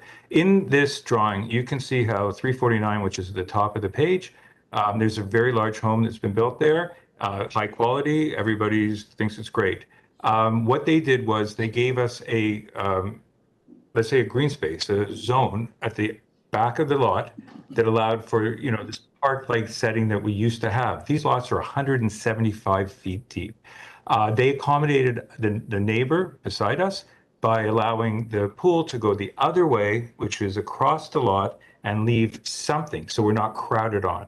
I can't understand Lauren Rose's presentation to us that it's a 3-story house, but we should treat it like the SFI, like it's a 2-story house. So although the SFI is extreme, the length of the house, which would be number 8, is 29.2 feet longer than what the bylaws have previously stated. By trimming it, I think about a half a meter, it doesn't change anything for us. We're going to have this house on top of us when we're in our backyard. Usually, the direct neighbors to the east and west are the ones that are most impacted. In our case, I believe that we are the most impacted. I can easily see how a really nice large house in keeping with the neighborhood could be built there, allowing for just as much space without intruding so deep into the lot. I think the problem is that because the lots are so deep, it allows for SFI, to be quite large, but it doesn't allow for the length of the building to be increased to that level. Now, I have never spoke before the committee before. I'm sure that anybody who puts an application in has. So I would like to apologize in advance for not being more sophisticated, but we're not seeing any changes that have been proposed, except for I understand that it could be 18 inches shorter. In addition to that, and I'll just try to speak quickly because I know I'm going to be running out of time, with a little bit of help from the architect and the owners, our concerns could easily be allowed and included in the plan, and it wouldn't detract in any way from the size of the house, the amount of rooms in the house, or the swimming pool. All the trees on the property could stay. I know you don't deal with forestry, but I'm talking about green space. None of this makes sense to me because the length of the property is exactly what's facilitating the request to remove trees that don't have to go. I realize that's forestry, but I would like either to have this spoken about at a later date or have this application turned down, because 30 feet longer than allowed is excessive. And although it's redundant and repetitive, this is not in keeping with the official plan. And as somebody else in one of the letters that was put in, what's the point of having an official plan if we ask for anything, which in this case is huge, 111% increase, and just have it rubber stamped? So I don't want to offend the committee, but I don't understand what it's going to take for the committee to look at something and say this is not appropriate for the neighborhood. And as I said, I apologize in advance. I am an amateur. I've never represented myself or this property before. And I just don't know to what extreme it takes for the committee to look at something and say, that crosses the line.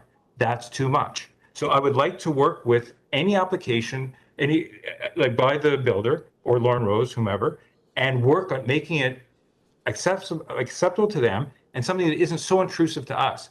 Being the southern neighbor, we are the ones that are most impacted. So hopefully I didn't lose your attention. I've got 48 seconds left, and I'm going to leave that at that we can all get a large house on that property. We can get a swimming pool on that property. We can leave the trees.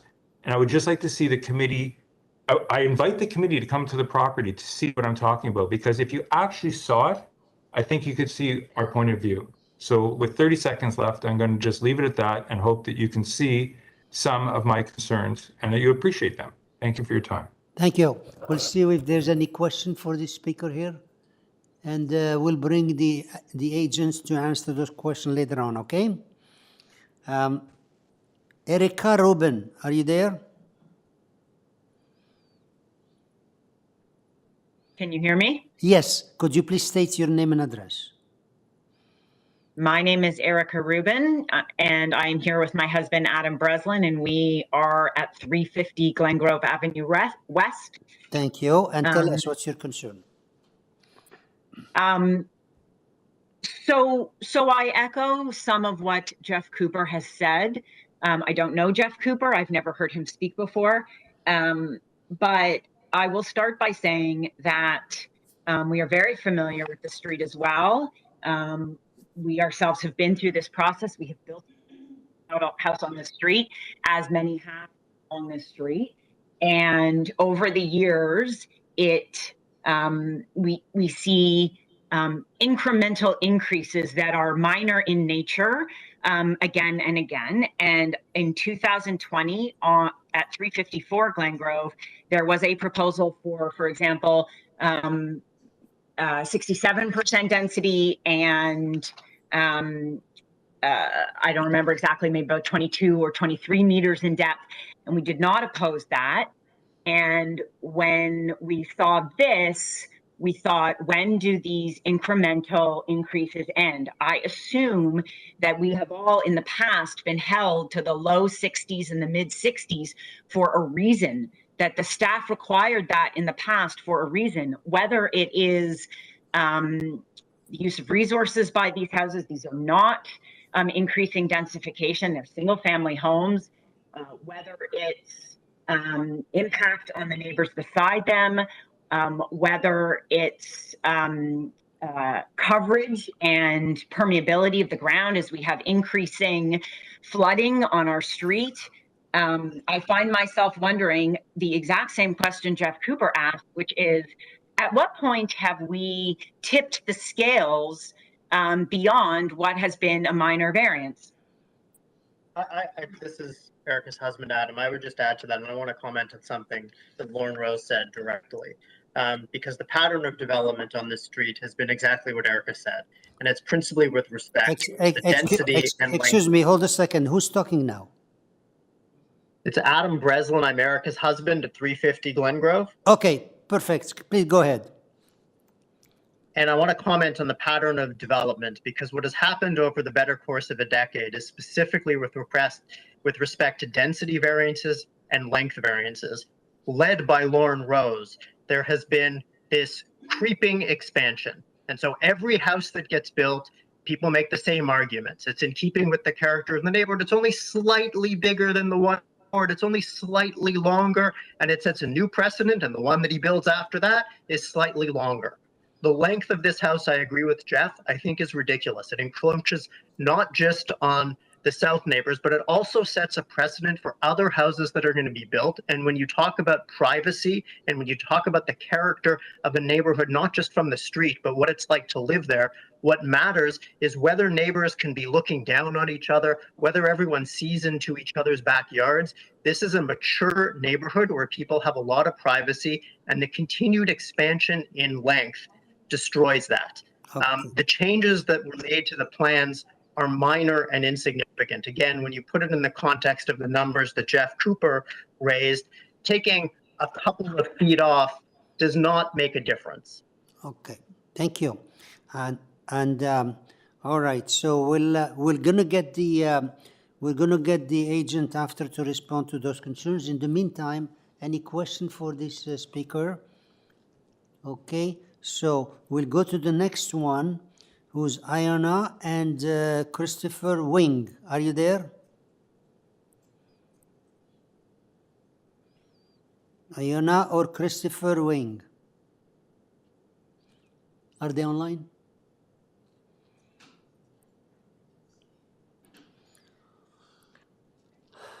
Do you hear us? Iona and Christopher Wing, do you hear us? Could you please state your name?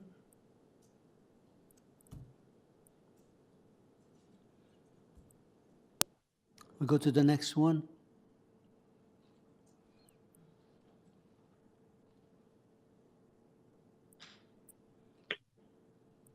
Hello. Oh, hi. Could you please state your name? Yeah, hi. Your name and address, please. Claudia Rettle, 378 Glengrove. Oh, I've lived on the street.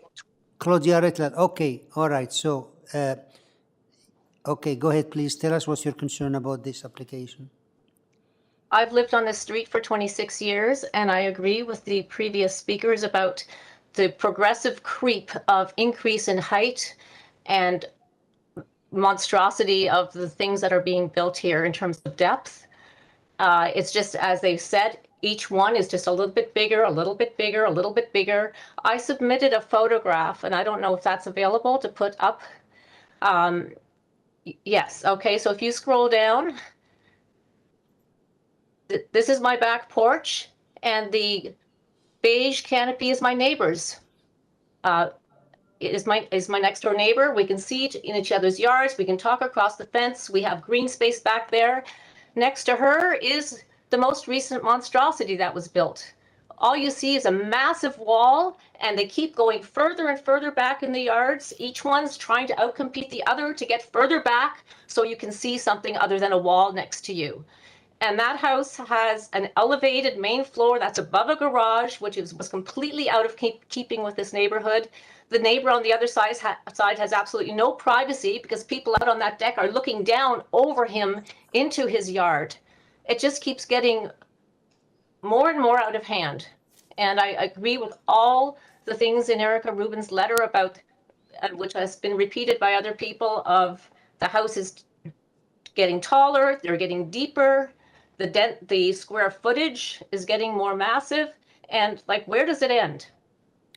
Okay, thank you. It's just out of keeping with the whole character of what this neighborhood used to be. It's just a row of mausoleums lining the street. instead of lovely homes that used to be here. Okay, thank you. I'll see if the members have any question. Any question for this speaker? We'll go to the next one. Next one is Barbara Zankovic. Are you there? Mr. Chair, Barbara and Ellie are not on the call, so can we go to Igor? So Barbara are not there, right? They're Not yet. Okay, how about the one we missed before, the Iona and Christopher Wing?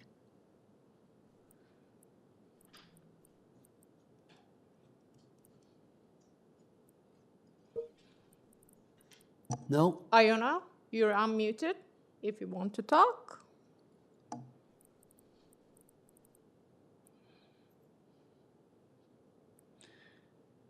Iona and or Christopher Wing. Anyone there? Okay, so the next one is Ellie Aaron, right? Eli, huh?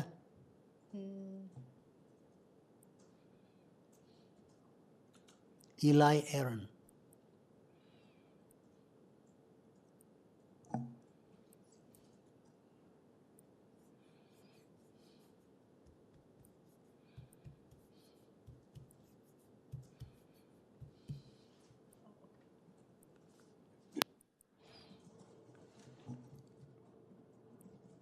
Igor Rosin is on the call and unmuted. Are you with Igor? I can hear you. Yeah.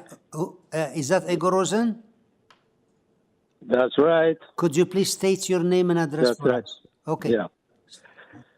Igor Rosen, 358 Glengrove. Thank you. Tell us what's your concern about this application. Yeah, basically there is nothing to it much. Whatever I hear from other neighbors, Mr. Ross with his clients trying to reshape the whole block, building huge houses which doesn't fit in this area. Okay, there is lots of other places to build so huge houses, right? And also, like everybody else has said, that it's incrementally he try to put more and more and more. And again, it has to stop somewhere. The block is completely already reshaped with a few houses recently built. So, and I'm not sure why Mr. Ross is saying that neighbors, immediate neighbors, approve this application. And also, we never see this like application where he's trying to shape, couple of feet there and there, just to make it nice and easy. And also, this is not minor. It's a huge, it's a major changes to bylaw. That's all. I just want to express that this application has to be definitely turned down. Thank you. Okay. That's all. Thank you. Okay, so yeah, we have this is Igor Rosen, and how about Eli Aaron? Is he there? Mr. Chair, Eli and Barbara are not on the call. Are not. Okay. And the other one, Iona Wing are not there either, huh? Iona, Iona, you're unmuted if you want to talk. Iona and Christopher Wing, nothing. Okay. Okay, so let's go back to the agent. Mr. Rose, could you please come back and address those concerns, respond to the concern of the neighbors?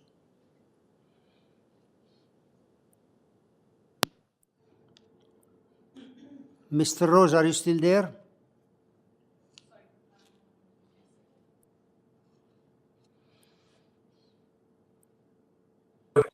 Yeah, okay, finally you unmuted Okay. me, yes.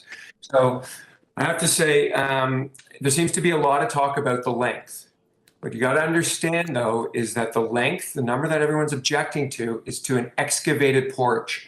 That is basically, if it's even 2 feet above grade, is not a lot. The main part of that, if you look at the house, and Mr. Cooper referred to the house next door and how great it is, and it's perfect.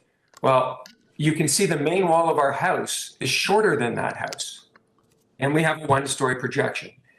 These lots are probably some of the biggest lots in Lytton Park in depth, as is Mr. Cooper's. I live on Glengrove, and I have a neighbor to the back of me who built a new house. I can barely see him. Anything that's beyond the second floor, Mr. Cooper will not see. There'll be trees, there'll be planting. I'm not quite sure what he's getting at with the pool. I think everyone's misunderstanding the length. I understand that it looks alarming when you see it on paper, but when you look at how the planner looked at it, and they called me about that as well, they went through it all and said yes, and it says so in the report. A lot of that length is below grade, and a lot of it is only one story. People talk about the OPA and it's against the OPA. That is not true. The OPA allows for 100% density. So I'm not quite sure what people are talking about, that the size is so big, and people are referring to the OPA. There's no variance for the pool. It seemed that Mr. Cooper was talking about house to the west, and there's a cabana between the pool on that house and his house. We're not showing a cabana here. Erica Rubin at 350, she went to committee herself, as did Igor Rosen. As I said, I know all these people. And they all went to committee, and when they went to committee, yeah, the street was a little bit different, but they were asking for the biggest houses on the street at the time. This is not the largest house on the street, as Erica Rubin said. She supported 354, whose ground floor length is 22.25 meters and 281 is 23.95. We're shorter than that. 345 on the ground floor is 23.17, and second floor is 18.24. So these are not, they've all agreed to lengths that are longer than ours. Yes, the overall length for the covered porch, the excavated porch, might be a little longer. My neighbor at 281 has a length that's much longer, but their porch, part of their porch is not excavated. It looks the same from the neighborhood. And my comment about density not mattering is there, nobody can tell me that there is impact on this neighborhood, whether I live in 10%, 50%, or 75% of the roof area. There is no added impact. So density is not a barometer to impact on the neighborhood. It's a number, I agree, but planning has vetted this, and as you read in the report, this is not the largest, and it fits within the neighborhood. I've done 281, 354, 348. All of them have been approved by Erica. The neighbor to the west is supporting. The neighbor to the east has not said anything, so I guess he's supporting. I can answer more questions, but I think the biggest problem is that how it's written as a length. It's not the true length that would impact the neighborhood. Nobody would see this. We're planting trees for the neighbors. It'll all be hidden. We have no balcony for privacy. I sent in a photograph of the house to the west. I don't know if staff wants to show it. They have an entire balcony on their second floor with 12-foot ceilings that they have. The whole backyard is balcony overlooking Mr. Cooper. By the way, Mr. Cooper is diagonally behind us. He's not directly behind, but that doesn't matter. He will have privacy. We have no problem with that. And if he wants us to enter into agreement for privacy like we did with the next door neighbor to us, we have no problem with that. We want him to have his privacy. But there is no balcony on this house other than the third floor, which is a requirement for a fire rescue position, but it's very small. I can answer any other questions if you have. Okay. Members? Mr. Chair, before we make a motion, we do have Iona on the phone. Simon is going to put her to the speaker. There's another one, yeah? Yes. Okay, Iona, do you want to speak now? Yeah, thank you. Hello, can you hear me? Yeah, but do you have something else that's on? If you do, can you close it, please? All right, hold on a sec. Yeah. Hello, sorry about that. My name is Iona Wing. Excuse me, can I know what's going on? What's this? What's that? Sorry about this. Iona, you're still signed into the WebEx. Can you sign up sign off the WebEx or mute so that we don't get an echo. Can you tell Mr. Chair what's going on, please? Okay, so Mr. Chair, this is Iona Wing. She's Iona Wing. It's one of the speakers who we couldn't get a hold of. She wasn't here before, huh? Correct. Okay, all right, you can speak now. Yeah. Okay, sorry about that. Yeah, could you, it's still, 354 excuse me. Glencairn, and I'm very concerned about the proposed changes. I don't think that the variants that are proposed are minor at all. In fact, they're quite major. An encroachment of 29 feet is excessive in length. And I think that it's a bad change to the neighborhood encroaches on greenery. And I just wanted to lodge my objections and would like the committee to consider rejecting this application for the changes in variance. There should really be major variances. And that's all really I have to say in a nutshell. Okay, yeah, we waited for you, and what happened? We already got the agent to respond to all the concerns. So are you finished? Yes, I'm finished. Thank you. Okay, Mr. Rose, did you hear that's one to that neighbor as well? Mr. Rose? He's just being unmuted. Yes, thank you. Yeah. Can staff put up the photograph I submitted of our existing property? Again, you know, the neighbors are talking about the length, which under the bylaw is the length, only because it's excavated. That's only affecting worms. That total length is only affecting worms. If staff could find the photograph that I submitted, I think it's important to see.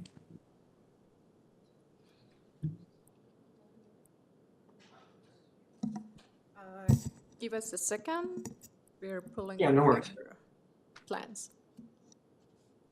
So does he want to put a screen? Mr. Rose, are you through, or you want her to put any screen on? No, I'd like staff to put up the photograph I submitted with the existing condition. Okay, they're looking for it. And the house that Mr. Cooper said is so wonderful, and our house is actually shorter than it. So there's a couple of pictures. Can you add more? I don't think that's the whole picture.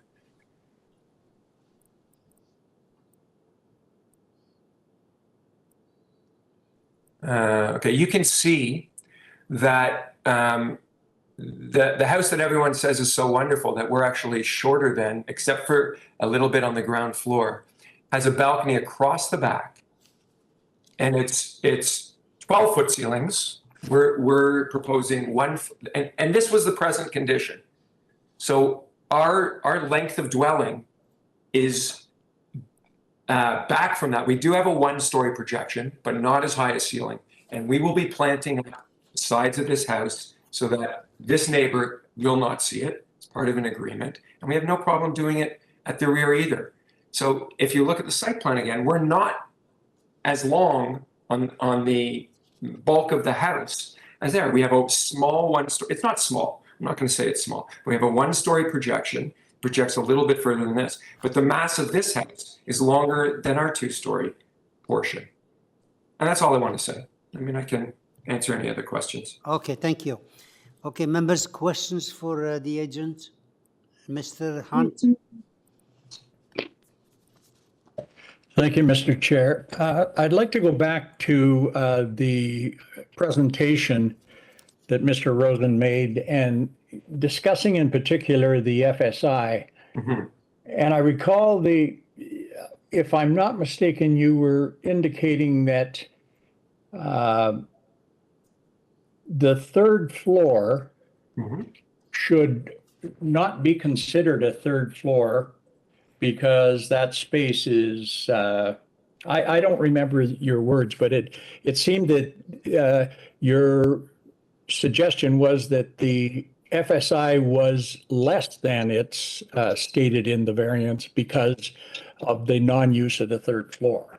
No, actually what I was saying is, this is a third floor. Many houses in the neighborhood have third floors. What my point was is the impact, if let's say I had no space in the third floor, but I want my house could look exactly the same. There's no change in the impact to the neighborhood. I can have dormers. I have a tall roof. Everyone was sure I had a third floor. I don't have a third floor. But whether I have a third floor or not, the impact on the neighborhood is the same. The shadow, the height, nothing changes. So I've reduced the density from 74% to 69.9.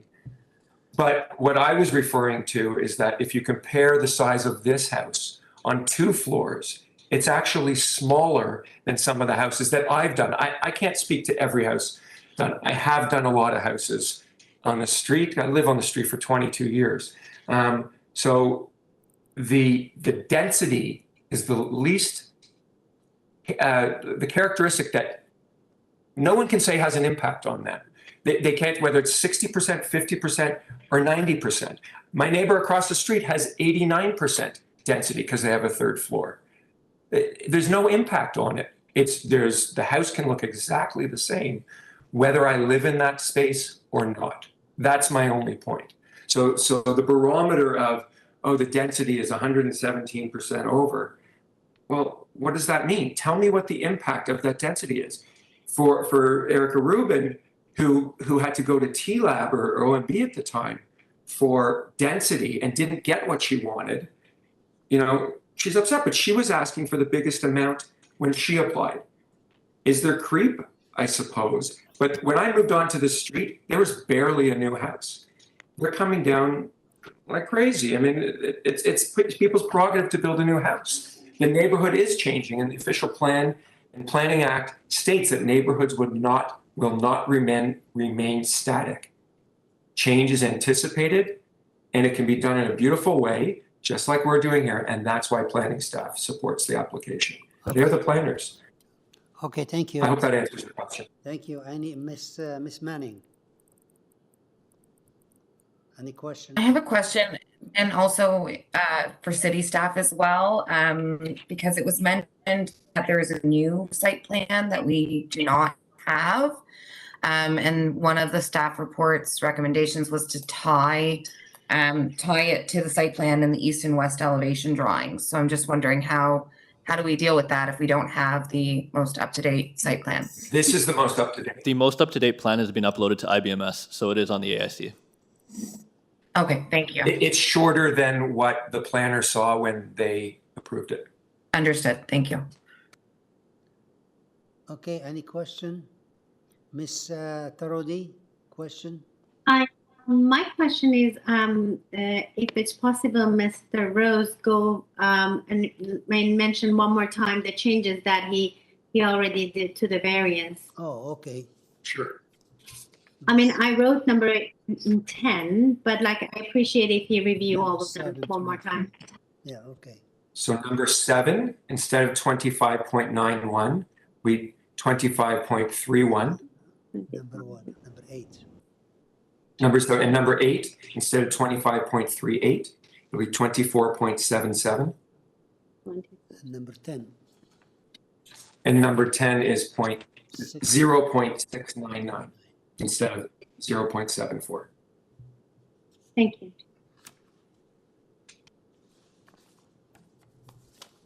Any other question?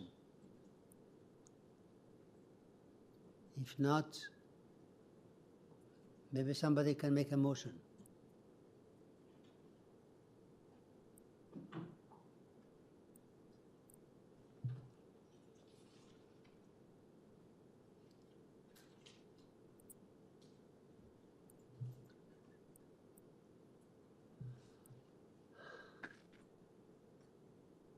Ms. Manning?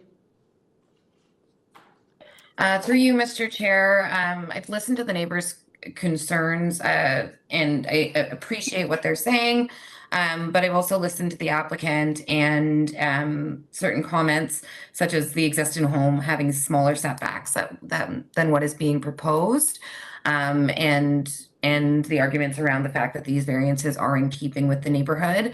So I do believe that these variances are minor, and I'm going to make a motion to approve this application subject to the staff report conditions, and forestry conditions, and subject to the changes to variance 7 being 25.31 meters, variance 8 being 24.77 meters, and variance 10, the FSI being 0.699. Right. Okay, and forestry, right? I said forestry, yes. Thank you. Second? Mr. Bartolo seconding. All in favor? Opposed? Okay, 2 and 2.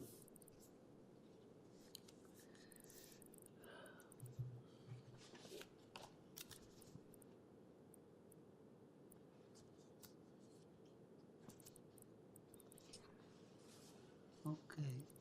I really had a concern here about the thing that we did look, especially the length from 17 to 25 meters and from 19 to 25, 38 meters. Those are what were my main concern, and listening to all the explanation and everything, I see the length wasn't really the one that was here the effect. So I'll go with the motion and approve the application subject to those conditions. So your application is approved subject to those conditions and the changes you made. Thank you.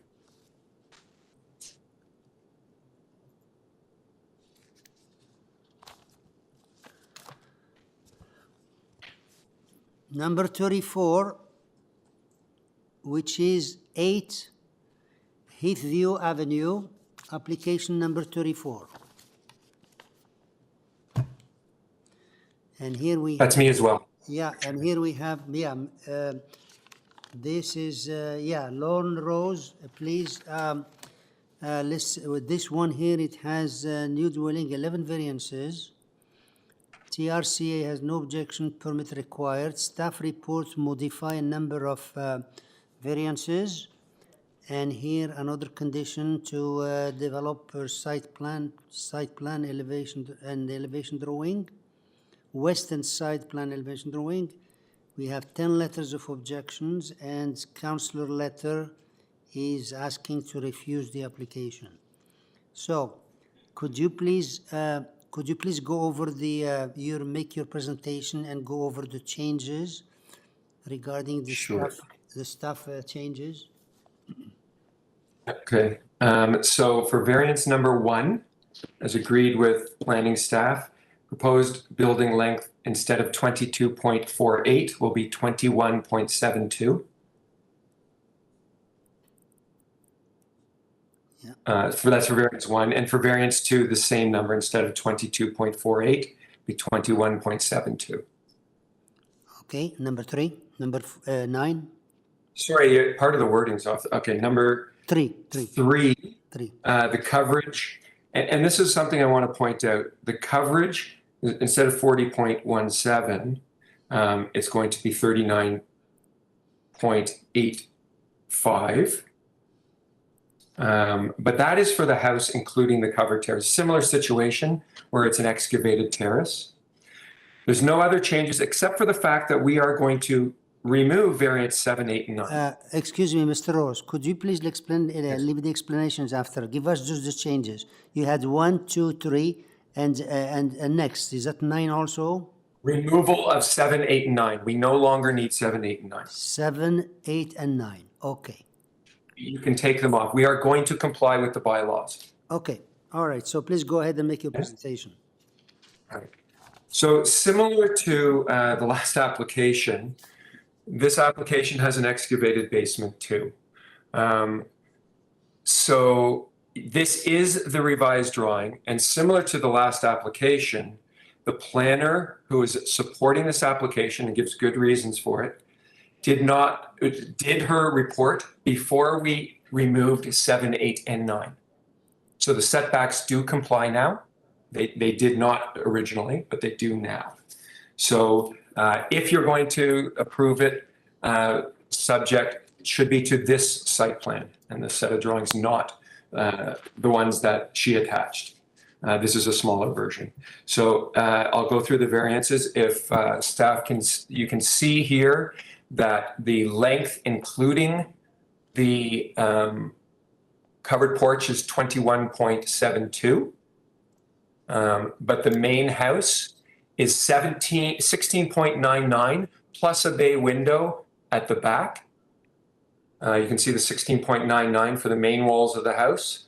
Then there's 18.06 for a bay window at the back. And then there is that's how length is counted. So the house does, for the most part, comply with the length. So coverage, again, the house itself is only 32.9%. However, because the porch is excavated, it counts in length and coverage. So we're asking for the 39%, 39.85. Again, if you approve it as per these plans, then no one can use the 39% for the whole house, and I think that's fair. Building height, we're at 10.66. We're a little bit over that. Required setback for the front yard. So you will see the required front yard setback is 9.49. The main wall of the house is matching that. However, the front portico, because it has, if the staff want to throw up the front elevation perhaps, but because the front porch isn't open on the sides, it's just it's a recessed entrance, it counts in setback. So the setback is only to that portico, the covered entrance. As I said, if it were open on the sides, it would not be counted. The front yard platform, front porch encroaches, that's because of the porch and the stairs. If it wasn't enclosed on both sides, it wouldn't need that variance. Now to number 10, exterior stairs are 2.69, are allowed to be 2 meters. They're as wide as the front stoop. I don't think that's usually a problem. And under the old bylaw, the building height, notwithstanding the provisions containing a dwelling, the maximum height is 8.8 meters in the old bylaw, and we're asking for 8.85. I think you're going to hear a lot of people, same situation, complaining about the length and the number. I've spoken with a representative from the Ratepayers Association. They tried to set up meetings with the neighbors. We sent out letters to a bunch of the neighbors. Nobody reached out to me. I've spoken with the councillor's office. They said they were going to get back to me when the councillor found out about removal of these variances and changes. Unfortunately, they did not. So I think this does meet the 4 tests of the Planning Act. You can see the length of the house on top of mine is very similar. The other thing is every one of these houses that's here, we're on a ravine. There's about a 4-meter change in grade. So every one of these houses has a walkout basement, which is like another story. Anyways, I'll answer any questions and listen to the opposition. Okay, we'll be back to you. What do we have here? We have Thomas Ling and Maria Ling. Are you there? Thomas and Maria Ling. Liang. So let me. Are they there? I'm trying to. Yeah, could you please state I'm trying to. Can you hear me? Yeah, could you please tell us your name and your address there? Yeah, my name is Tom Lang, Liang, and I live at number 6 Heathview Avenue. Thank you. Which is directly east of number 8 Heathview. Okay, tell us what's your concern, please. Okay, I've lived in the same house at 6 Heathview since 1987 for 35 years, and I'd like to point out that I have recently gone through a major renovation, just the interior of the house, because I want to live in this same house for the next 35 years. So just as a comparison, my lot coverage remains at 19.16% versus the 40% as proposed by number 8 Heathview. So my concerns are the obstruction of sunlight. My house is actually do not have a lot of sunlight going through my house as is. It will get a lot worse when the entire house, including the 2 bedrooms facing the street, will be completely overshadowed by the request to exceed the requirements of the front yard setback from 9.49 meter to 8.42 meter. Even if I were to add more lights, this would rectify the problem with with my lighting. And also, I garden a lot, both the front yard and backyard. Especially, I have a very nice garden up front. I'm afraid the lack of sunlight will cause a lot of damages to my front yard. And also, there are some hedges that were planted by the previous owner some 60 years ago, and I don't think they may survive under this construction. Next, I'm going to talk about privacy. Without going much further into it, with this high terrace, I will have a lot of privacy, and also the plants at my backyard will greatly suffer. And lastly, I want to talk about our neighborhood. Our street is a very walkable street, enjoyed by many people walking the neighborhood, whether they live on Heathview or not. With this huge house, which is bigger than any of the houses on the street, and probably have the greatest variance to the lot coverage, it's going to set an unacceptable and dangerous precedent by encouraging other builders to ignore the lot coverage requirements when building other new houses on our street. Allowing this precedent will result in flowers and large green space being replaced with asphalt, bricks, and concrete.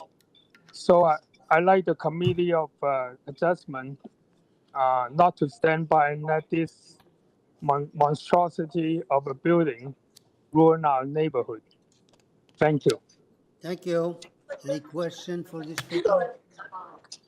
No? Okay, next one is Darcy Sherman and Eileen Mookie. Are you there? Mr. Chair, Darcy and Eileen are not on the call. They're not on the call. Okay. So I hope they...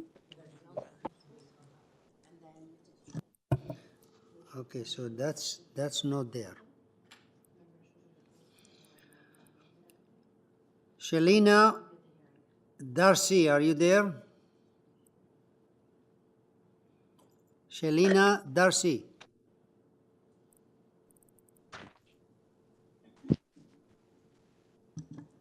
Shelina, you're unmuted. You can talk.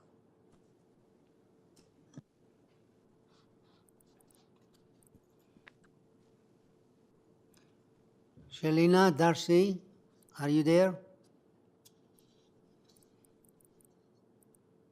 I'm here. Okay. Can you hear me? Yeah, thank you. State your name, please, and address. Shelina Darcy, 16 Heathview Avenue in Toronto. I wasn't expecting to be given a chance to speak, but I do appreciate the opportunity. And I just wanted to say that I am concerned about the height and the extent, like the huge proposed development, and how out of character it is for our neighborhood, and especially for the neighboring neighbors of number 8 Heathview Avenue. And that I hope the committee will, and particularly the architect, I would like to say, in reference to any information about this proposed development, I haven't received anything, and I don't think any of our neighbors have. And so we've been left in the dark, and I think it's very concerning. And that's all I have to say. Okay, so you're concerned about the height And I'm concerned about the height and the size of the proposed development. Yes. Okay, all right. So we'll have the agent come back. We'll hear what he has to say, and we'll make our decision. Any question for this speaker? Okay, next one is Jessica McDonald, Fraser McDonald, Wendy McDonald. Any one of you are there? Jessica, you're unmuted. You can talk. Hello, this is Jessica McDonald, and I live at 10 Heathview Avenue. Okay. I just want to confirm there are multiple individuals from this household who would like to speak. Well, will we be sharing our 5 minutes? Excuse me. We have 40 applications today, and we have the household. Usually we give 5 minutes. We try please to divide it among yourself. We'll be a little bit flexible, but we can't give 5 minutes to every single one. So please. Understood. Okay, so please go ahead. Can Wendy McDonald please speak first so that she can use as much time as possible? Okay. Miss Wendy McDonald, can you please go ahead?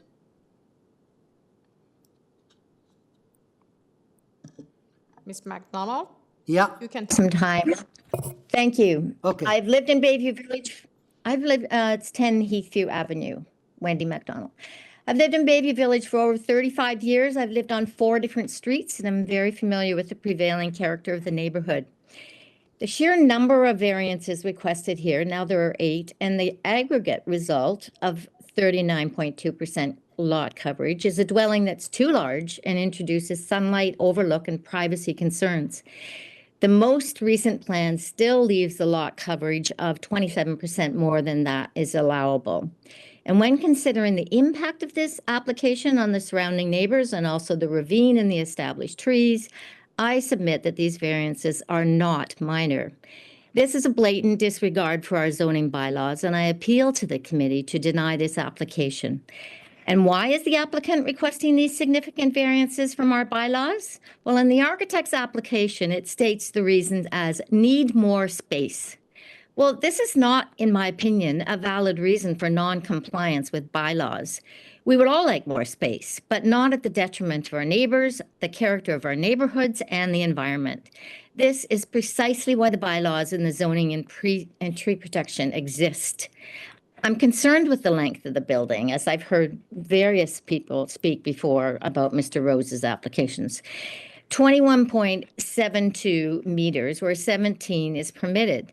The reason that it's so important to me is that over the roof of this excavated basement, there is a 575 square foot terrace that is 10.5 feet above ground that will extend approximately 14 feet beyond our rear wall. The length is therefore extremely important in relation to the total coverage. It introduces noise, privacy, sunlight, overseeing concerns, things that you're well aware of, because houses on both sides of this development at 8 are bungalows. I cannot see that it's consistent with the prevailing physical character of Bayview Village, and particularly the ravine lots of Heathview, where homes are predominantly bungalows. I ask that the building length conform to the bylaw, the whole coverage conform with the bylaws for coverage. Like the speakers addressing the applications before with Mr. Rose, where do we draw the line? Progressive height, depth variances are massive and totally unnecessary overbuilding. I realize that you don't deal with the forestry, but this is a ravine lot, and so it is somewhat relevant to the whole application. I, like the residents of number 6, intend to live in my home as long as I am able. Just back up at that, the architect is asked to remove 2 trees on my property. We purchased the homes on ravine lots in order to enjoy the beauty, quiet, and peace of mature trees and green space. It's relevant that we live on a ravine. With 45 tree replacements required, 1 is being proposed. Backyards, as well as the buildings and front yards, are considered part of the character of a neighborhood. This proposed development is going to change that character and has set a dangerous precedent of overbuilding and tree destruction if it's approved. I would am in agreement with Councillor Shelley Carroll that this application be denied. Thank you, committee. Thank you. You're not an architect by any chance. You did a good. you made a good presentation. Well, thank you very much. I did chair the Municipal Affairs Committee for the Okay. Bayview Village ratepayers No wonder. years ago. Okay. All right. I can detect that. So, Thank you. any other McDonald's want to say a few words there? I think. Go ahead, McDonald's. Jessica, any They're other all there. Please, you can add a few words if you want to. Hello, can you hear me? Yeah, we hear you. State your name again, and Thank you. And please make it brief because we try to give a chance to everybody.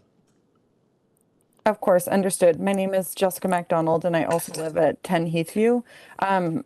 As Wendy MacDonald has very articulately explained, I just want to remind the committee that first and foremost, not to lose sight of the forest for the trees. Many of these variances may seem small on their own, and I understand that Mr. Rose is trying to change some, or has proposed changing some of these variances by very small amounts.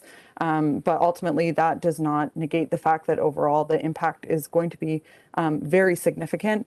And I also would just like to remind the committee, as you're well aware, of the 4 tests that need to be met in order for a variance to be approved. And again, as Wendy has said, none of these are being met. The variances are not minor. It's a massive increase. The house is way too big for the lot that's being proposed. The change is not desirable. Myself, many other of the neighbors are very distressed.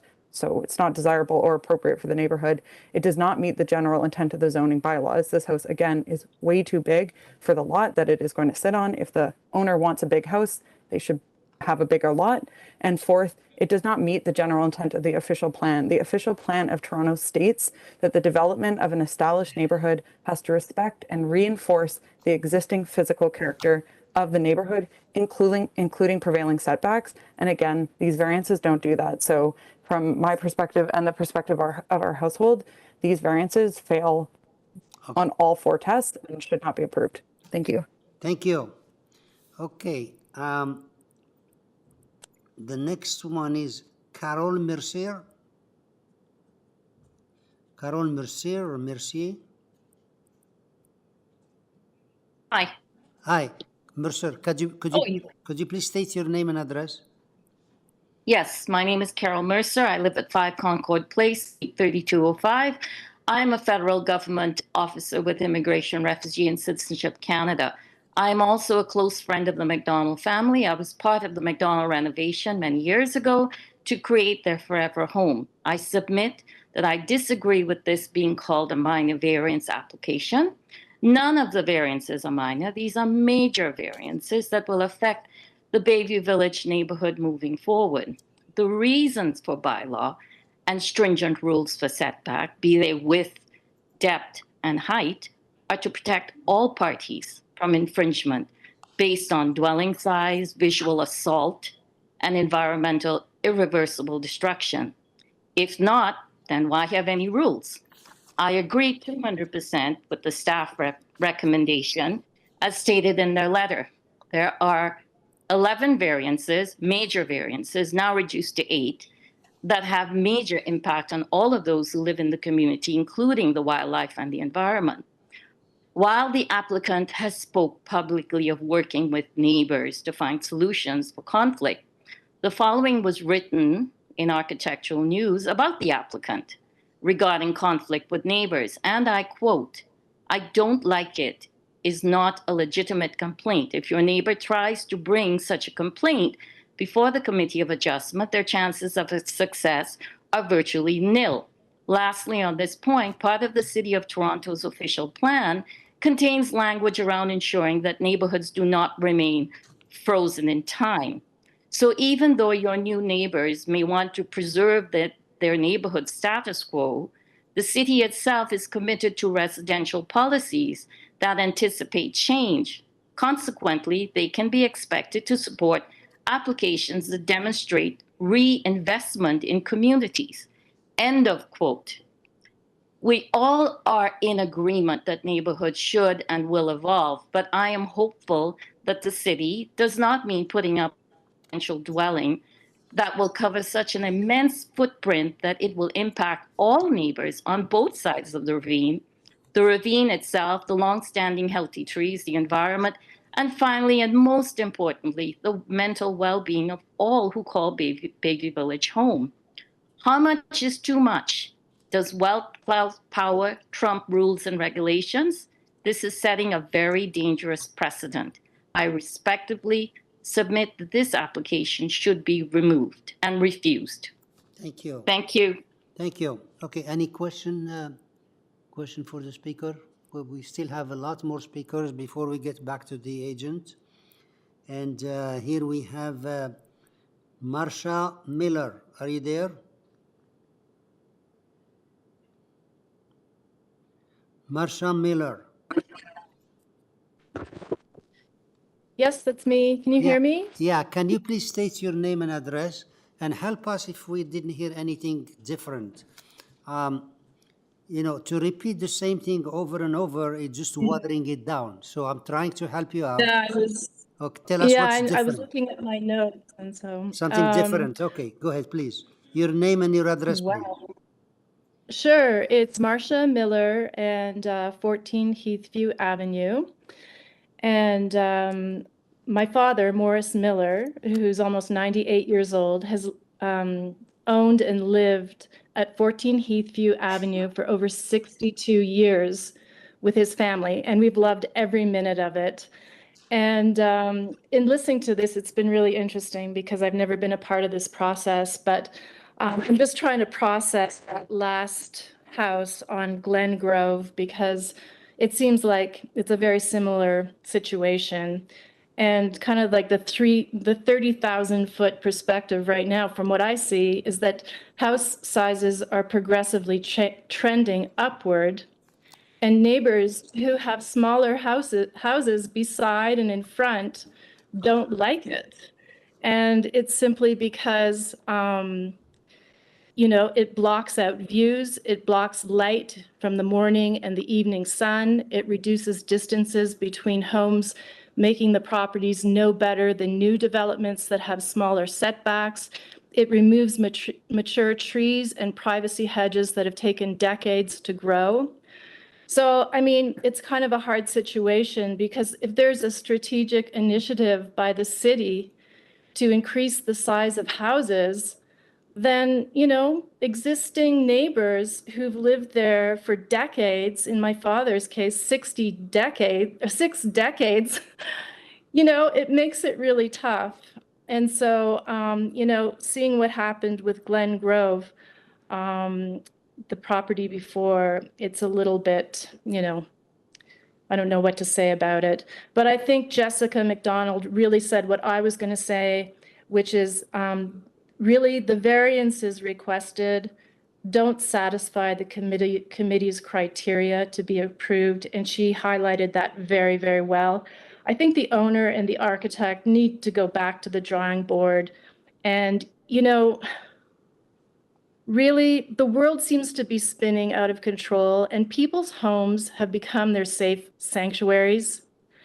And, you know, I think that you need to have a heart and not allow this building to be built because it's disruptive and it destroys the peace and the pleasure of existing Heathview Avenue residents that are really accustomed to a good life.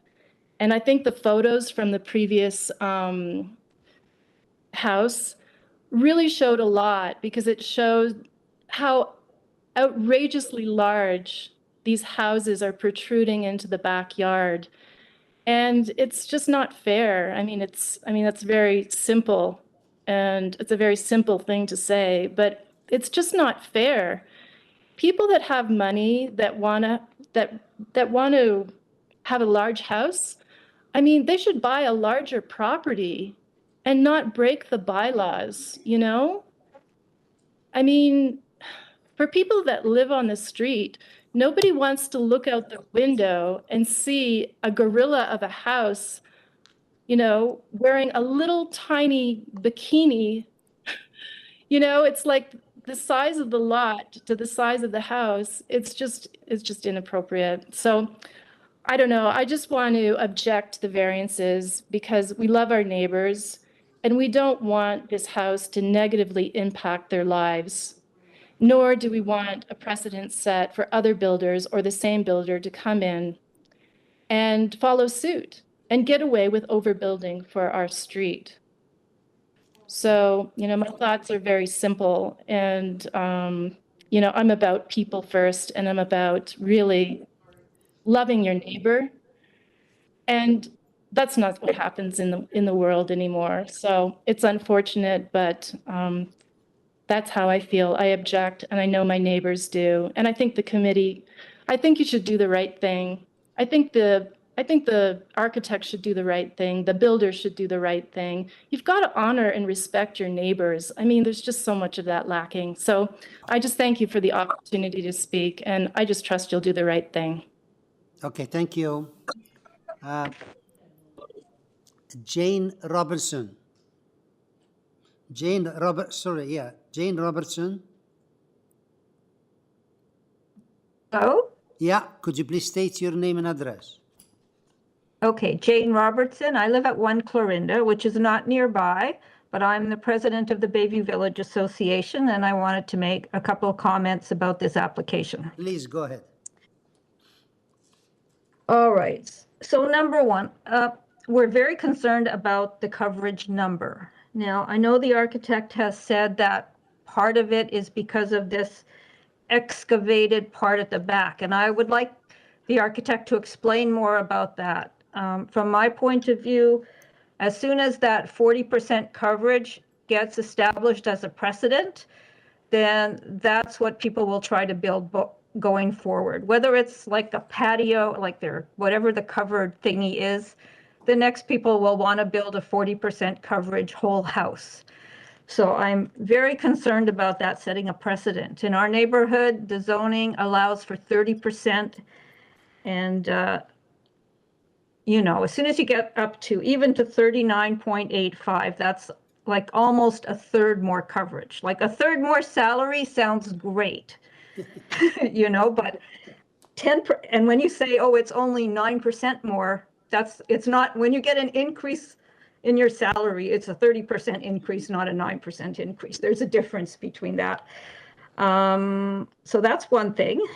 And I'm happy that terrace was removed, that bylaw number 9, because that for me was very problematic. I did listen to the 345 Glengrove, and I'm kind of concerned when the architect said like the 70%, like all the different coverages make no effect to the neighbors, because there may not be a direct effect like visually, but there is an effect when you like pave over the whole lot or anything, and it affects runoff and flooding, which is a concern in the city of Toronto and in some areas of our neighborhood. And I know you don't do trees, but I'm also concerned about the trees. We do want to maintain the tree canopy in the city. Bayview Village Association has always supported the tree giveaways. We do like our green neighborhood. So I don't know what happened with the forestry report there, but that's just a comment maybe that's my personal comment about the trees. And I do want to say that it's very difficult I think for the committee members and for the residents when a lot of changes are made to the application in the week and days leading up to this hearing. Like this means everyone has to process this on the fly, which is very challenging. Okay, I think that's it. Thank you very much. Thank you. So I see your main concern is the coverage from 30 to almost 40%, and I took a note of that. So let's move to the next one, who is Eric Mercer. Are you there? Eric Mercer. Can you hear me? Yeah. Could you please state your name and address? Eric Mercer, 1170 Mount Pleasant Road. Thank you. And tell us what's your concern. Wonderful, thank you. I'm a close friend of the McDonald family who live at 10 Heathview Avenue. I also submit that I disagree with this being called a minor variance application. These are major variances that will have a major impact on the neighborhood, especially the McDonald's next door. From the previous application before this one, we can see that this gradual increase in development size over time and pushing boundaries is a pattern with Mr. Rose specifically. This application sets a dangerous precedent for the residents of Heathview Avenue and Bayview Village. As has been stated, these bylaws and rules exist for a reason, and it is the duty of this committee to ensure that they be adhered to accordingly. While I understand that neighborhoods change over time, putting up such an immense dwelling that will negatively impact the ravine, the trees in the area, the environment and the ecosystem they support, and the mental well-being of the neighbors who call this area home is simply unacceptable. I submit that this application should be refused. Thank you. Thank you. That's very short. Nice. Thank you. Any question for this gentleman? Okay. The other one is Frank and Marcella Pasteur. Are you there? Frank and Marcella Pasteur.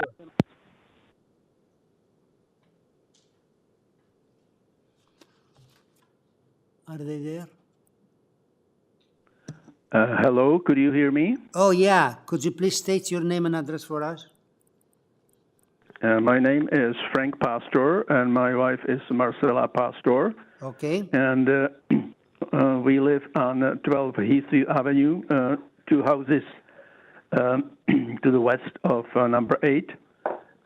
Excuse me. Thank you. And tell us what's your concern about this application.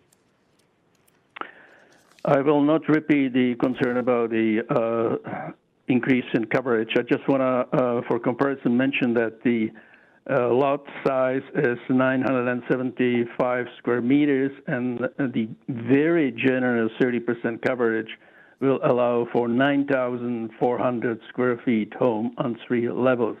9,400 square feet allowed. There is absolutely no reason why this coverage should be increased and the size of the house should be increased.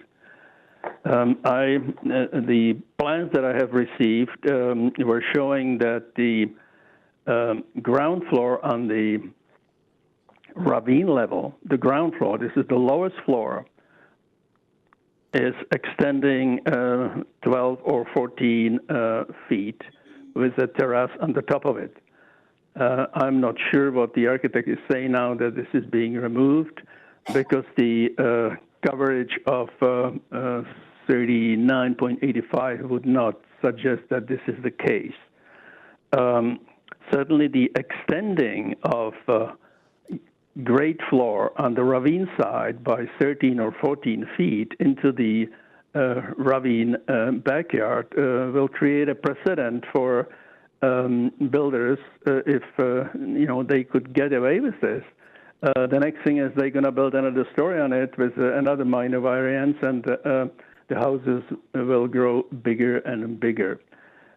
So I think it is absolutely imperative that the committee keeps the coverage to the average increase, which is, I understand, from 30% coverage to 32. That would be fair. My other objection is the size of the roof. If you look at the north or the street level elevation, the roof is humongous.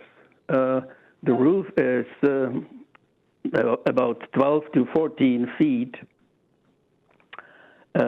higher than the top ceiling. In other words, there is about 14 feet high attic, which is absolutely unusable space. It is just wasting lumber, and it is creating a very unpleasant dominating roof on the street. Nothing like that is on the street. It would be expected from the architect that trying to fit into the streetscape, he would lower the roof substantially. There are some good examples in the village that low slope roofs are implied, and it helps the neighborhood that these huge houses don't overwhelm the neighbors. There are other aspects of these high roofs. They They block the light, they block the daylight to the neighbors, they create downdrafts to the lower houses below. That's dangerous for the chimneys and vents of heating systems. So he would suggest that that would be a good way. Thank you. Thank you. Questions? Okay, so we still have the one, Darcy Sherman. Could you please check if they're online? Darcy Sherman and Eileen Mercy or Murky. Oh,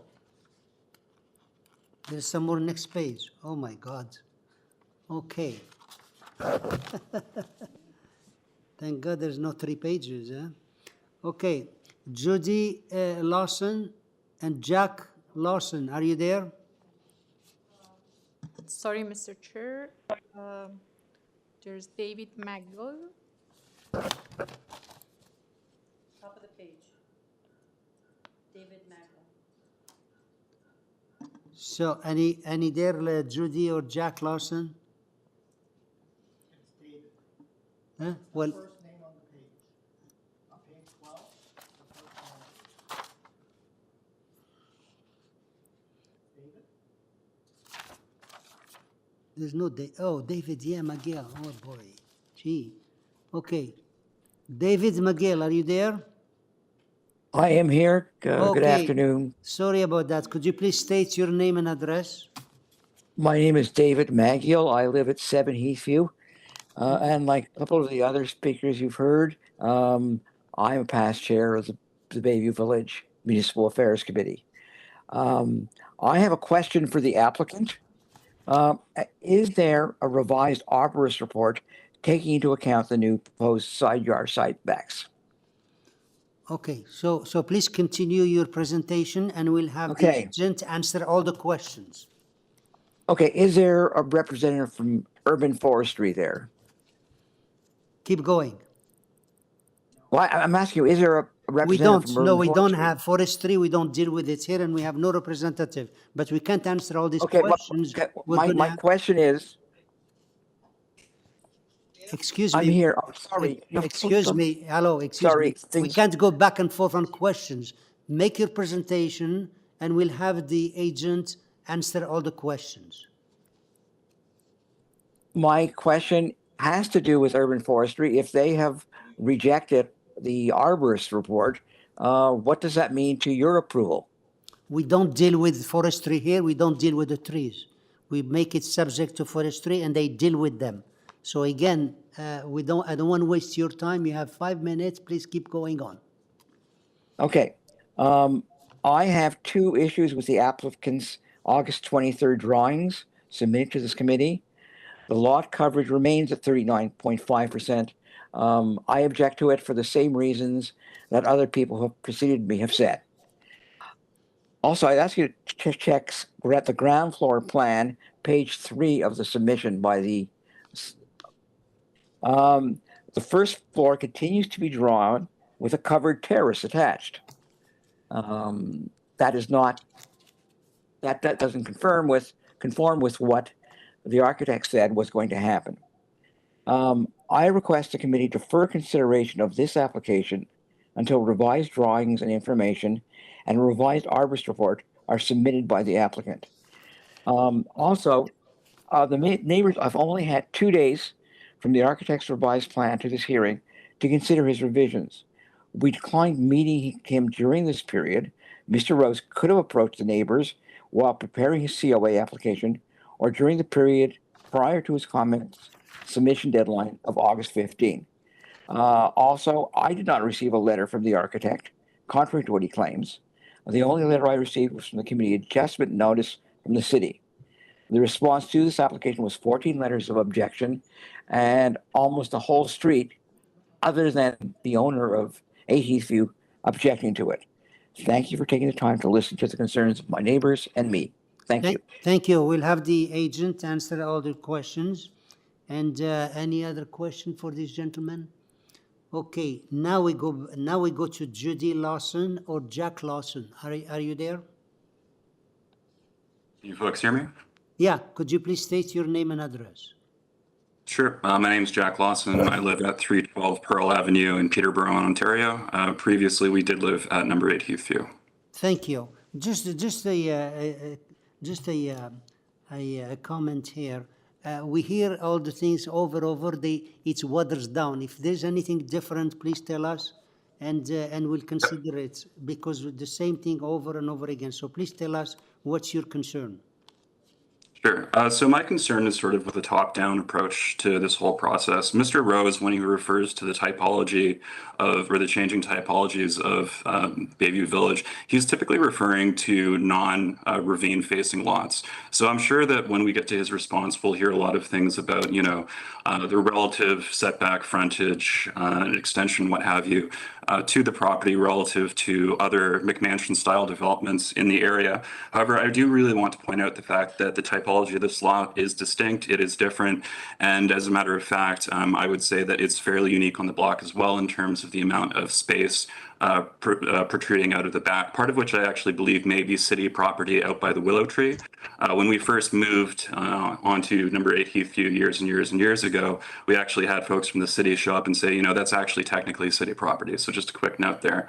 My main concern really is that this development flies in the face of the cultural character of the neighborhood in a variety of ways. So originally, Bayview Village was sort of a 70s style sloped neighborhood. You'll notice that if you look at the topography of the area, there are a lot of winding roads, tree-lined boulevards, etc. And that's because the topography of the area has largely been conformed to, not pushed against. And I think that that's the quickest way that I can summarize my issue with this particular development, is that it's pushing against the existing built form. It's pushing against the past, present, and future of this neighborhood. And by that, I mean that there's the past component of the 70s style bungalow type dwellings, many of which actually had lowered tiered systems so that fundamentally as they sloped down into the ravine, they had more space.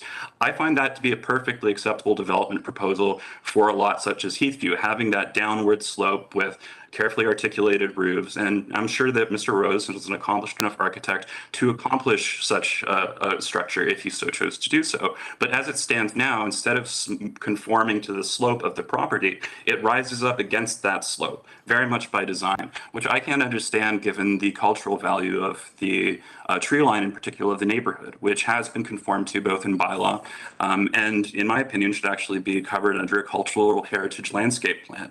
I am an urban planner by profession, graduating from TMU's Masters of Urban Planning program. And looking at the future of the city as a whole, we are looking for density. We are looking for verticality. However, it has to conform to the existing best practices within a neighborhood in terms of clear and good design guidelines. I don't really see that with this development. I have a lot of concerns that it's going up when it should be going down, you know, and that it's not respecting the abutting properties, essentially. I should also add that the community has really actually come together only in the last 7 days or so. Contrary to Mr. Rose's comments, we have not received notice. We're still in touch with our neighbors, and a lot of this stuff only came to light in the last week or so. We've also been accused of trying to stall for time and negotiating in bad faith, which none of us appreciated, and we've absolutely saved the emails referencing you know, our lack of experience, according to Mr. Rose. And the fact that Shelley Carroll did step up immediately upon receiving a number of emails from concerned community members, I think should really drive home the fact that this is a concerned community that has tried to understand why something is happening, the way that it is happening, with the lack of clarity that it has been administered from. So that's about all I have to say today. It's a beautiful neighborhood. I have a lot of respect for Rose's architects, you know, whether it's build your own bridle path or what have you. And I would like to see a high quality development here. I highly, highly recommend that Mr. Rose and the builder and the owner come back with a wonderful plan for this lot, something that will satisfy both community concerns and conform with the existing character of the neighborhood while enlivening our beautiful green spaces that we already have in the city. That's about all I have to say. So at this point, I'll turn it over to my mother, Judy Lawson, if she would like to say a few words. And I should add that our address is the same. Excuse me, is this something different? Because we have, yeah, you almost used your 5 minutes. Could you please make it brief? We have more speakers and we have to move on. Sure, Yes, that's it. Yeah, I'll make it very brief. Judy Okay. Lawson, address 8 Heathview Avenue, previous owner. I couldn't add a word. This is all very clear to me. I respect the process. I appreciate the listening. What people are saying is very true. Thank you. Thank you. Thank you. Yeah, we listen to everybody. And just the suggestion where they go over and on one thing, it became watered down. So we lose the value of it. We hear it 1 time, twice, 3 times, 4 times. We hear it. So thank you for being brief, and we appreciate it. Now, the next one. Thank you. Yeah, thanks. The next one is Graham Alloway. Are you there? Mr. Chair, I think Natasha had a question. Sorry? Natasha had her hand up. Oh, I did. I just had a question for that speaker, if that's okay. I'm sorry? I just had a question for that speaker, if that's okay. Okay, yeah, go ahead, please. Yeah, just one of the comments that stood out to me was when you said it rises up against the slope. And Mr. Rose, you know, has been focusing a lot on the fact that there's an excavated basement. How do you think those like they're 2 separate arguments, but do you not think that they counteract each other? Is this question to Mr. Rose?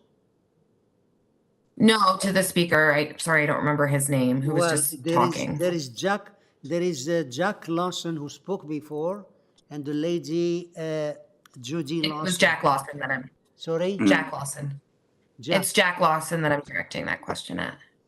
Okay. Yeah, and I hate to ask, but Natasha, could you repeat the question for me? Sorry about that.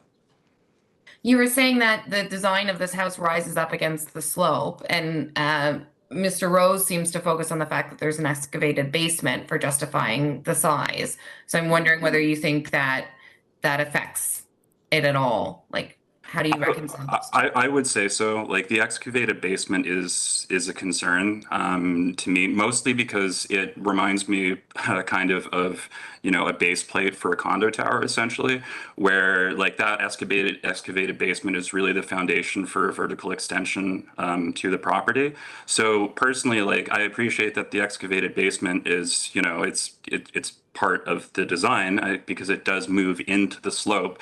But if it's being used as a justification for plopping something else on top of it, I'm not sure that I see that as really being, you know, a great idea, because the yard does slope on a clear incline all the way back to that willow tree at the rear. So, I mean, I just see an opportunity to work with the existing curve of the landscape rather than literally like pushing through it, I suppose you could say.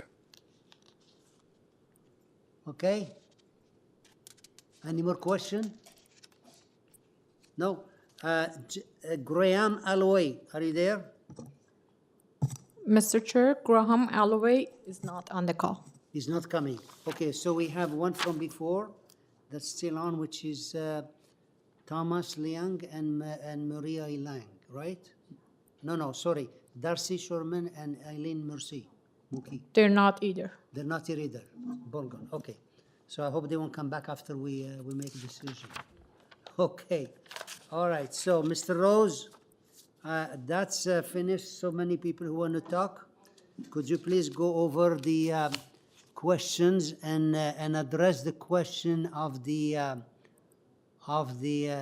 coverage, which seemed to be a trend that is mentioned by most people, 30% as compared to almost 40%. Could you please go over the response there? Yes, absolutely. I do want to say, I think, yes, there were a lot of speakers and a lot of letters, but when a neighborhood gets their friends from Peterborough and Mount Pleasant to speak, who might have spoke well, it's not an indication of what the neighborhood's saying. And you know, frankly, a lot of time spent here listening to people who don't even live in the neighborhood. Having said that, and very good concerns from, I think it was the Ratepayers Association, I'm trying to remember the names, Mrs. Robertson. I do want to explain the coverage, and I think she has a very good point. The 40% coverage is aggressive. I agree with that. However, it's not the house. And I asked the zoning examiner if he could tell us what the house was in itself, and then the covered porch, the excavated porch. I would have no problems with this committee of adjustment limiting the house to the 32.9% for the house proper and 39.85 for the excavated porch. That means that somebody can't use it as precedent against it, and I understand that. It's why the planning department supported the application. If there was a way for you to do that, and doing it substantially in accordance with the plans is a way, but when people research variances, history, if it says the percentage for the house above grade and then the coverage below grade, it's a great deal different. And this committee has made decisions like that before in the past. The length, again, it's just like the last application, the house itself is really on 2 stories, only 17 meters, and that's what the planner has said. Every one of these houses on this beautiful ravine, which there's no problem with landscaping here, has a deck off the first floor. A lot of them are bungalows. What I think I'm hearing is that people don't want bungalows to be the predominant form. That's not what the bylaw says. People are allowed to build 2-story houses here. And yes, they're going to be taller than the bungalows, but there's a natural walkout. If I made that a wood deck and it was open underneath, I wouldn't need the variance. Every one of these neighbors on this beautiful ravine has a terrace and they have a walkout. I can't say everyone because I can see what I can see. Ms. Mercer, I didn't quite understand her comments because everything she said supported me. She said she fully recommends the staff's comments, which were in agreement with our application, which I've reduced 3 variances since she wrote it. And her quotes about me and press also supported it. The neighborhood is not to remain static. It's anticipated that change will come over time. And I do lots of work on ravines, and a bulk of my work, yes, people want to hire a good architect, whether somebody thinks I'm a good architect or not is irrelevant to me. But this is where people want to build beautiful homes. Just because there's a bungalow next door, it doesn't mean that the bungalow isn't beautiful, but it's someone's right to build a 2-story house. Yes, we have variances. The Ratepayers Association was notified. I reached out to them. I reached out to the councillor. The councillor is objecting to the variance for the terrace. I have no problems with the privacy issue. I'm happy to put up privacy screens on either side of the terrace if committee sees that to be important. What else is there? I don't know. I'm running out of time, but trees cannot be taken down without approval from forestry. There's a condition of forestry. We have no problem with that. We have no landscape requirement there. The councillor also objected, and they admitted to me that the councillor, her staff admitted to me that she didn't look at the application, but with the amount of friends and everybody sending in letters, she objected to the front setback. Front setback is to a porch that is a covered porch for an opening. If it was open on the sides, it wouldn't count. I don't think that's a big variance, and it's in the center or just off the center in the house. I see I have 22 seconds left. I'm happy to answer any questions. I'll go back to the fact that planning supported the application before we made it smaller. Okay, members, are you through, Mr. Rose? Yeah, sure. Okay, members, any questions? Okay, if no questions, anyone can make a motion.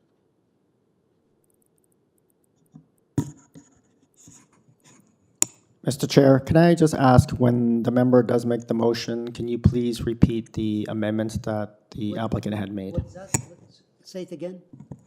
Can I ask, please, that when a member does make a motion, that they repeat the amendments that the applicant made? The change that they made. Yeah, of course they're going to repeat it. I have it right here. So, any, can you make a motion?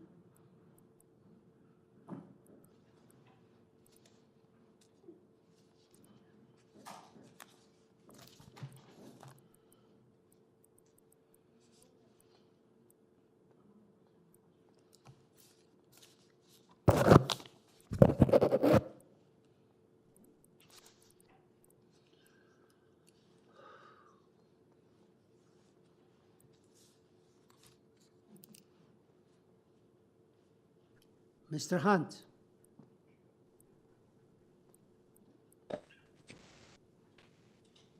Yes, I'm happy to make a motion, Mr. Chair.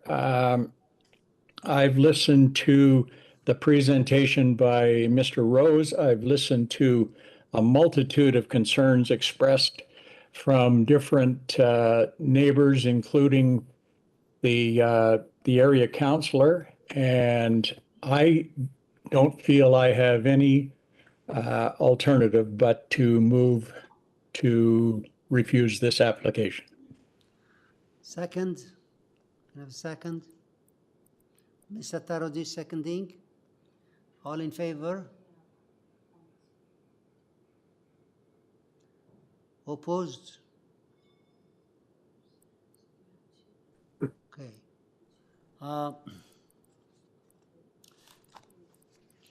Yeah, I have looked at this here. I listened to the neighbors, and I have concern also about the size, whether it's built or whether it's excavated or not. It is really upsetting when you see this type of application, 9,000 square feet home, and I think so. Whatever decision we make, people have the right to appeal it wherever they want. Now, I would have liked to see some more changes here, not necessarily to approve it exactly as is, reducing the coverage from 40.1% to 39. What is it? 39.85. It's really 40%. So I like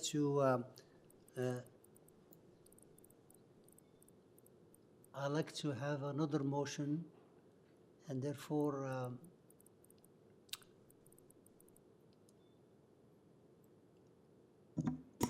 Mr. Chair, you can vote. Yeah? It's a tie, so you can vote. Yeah, I know, but I don't want to vote. I don't want to refuse it. I want it to go back. See, I want to see a motion. So therefore, I will. I'll vote against the motion to refuse, but I like another motion that will taper the variances. So can you work out some more more variance, some more? Mr. Bartolo, maybe you can come up with another motion that can be a little bit to taper the variances, and will be acceptable to the neighbors and everyone.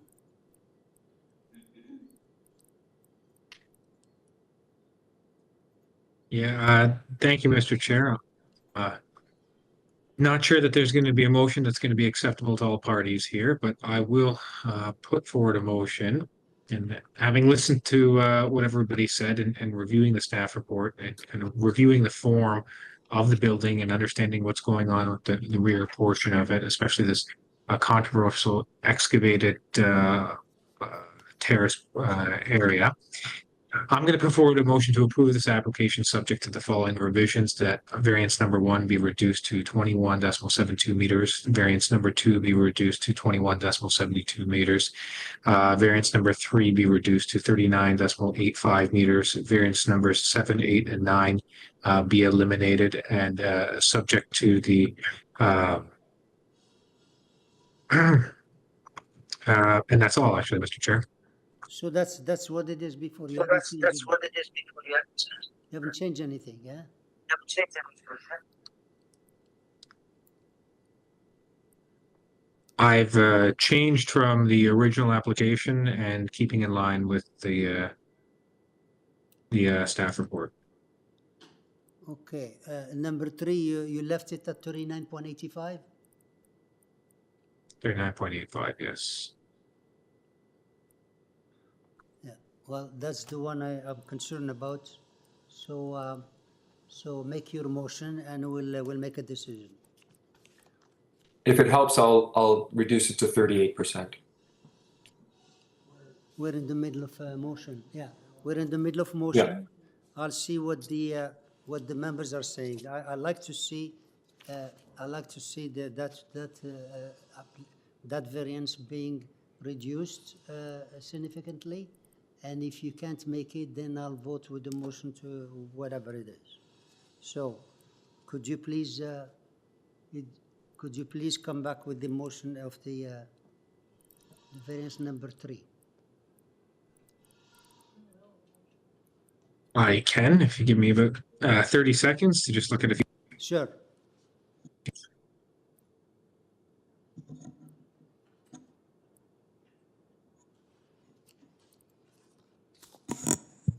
Well, Mr. Chair, Mr. Bartolo has made a motion. What's that? Mr. Bartolo has made a motion, so the member should He vote on said that. he's looking at it. He's looking at it.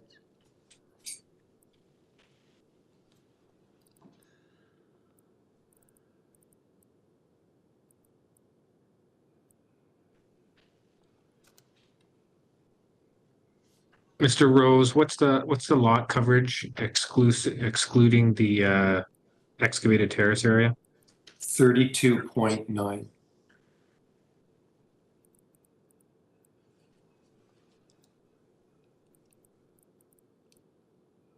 Okay, Mr. Chair, I'll put forward a new motion, which hopefully will alleviate some of the concerns here and allow this project to proceed. I'll start it over. So I'll put forward a motion to approve this application subject to the following revisions. Variance number 1 be changed to 21.72 meters. Variance number 2 be changed to 21.72 meters. And variance number 3, lot coverage, be changed to 32.9%. Variance number 7, 8, and 9 be removed. Perfect. Okay. Is there any condition? Can I suggest? Is there any condition? No? No. If No Ms. Manning has a friendly amendment, I think there. No Just to tie it to the site plans. Who's talking? I have no issue with that, but I don't think the site plan reflects the changes that I'm proposing here, unfortunately. Oh, you're right. I'm sorry. Yeah. So, okay. So do you have a motion? We can't tamper with the motion until we make a decision. I was just asking if there was any condition of forestry or something like that. So your motion I'll second the motion. I mean, do I have a second? Miss Manning is seconding. All in favor?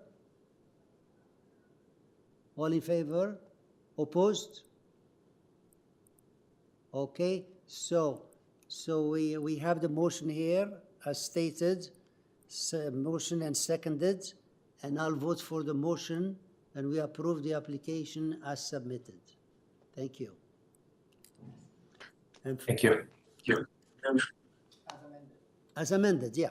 So as submitted, yeah, as amended, right? Yeah. Okay, so for this I need 10 minutes break.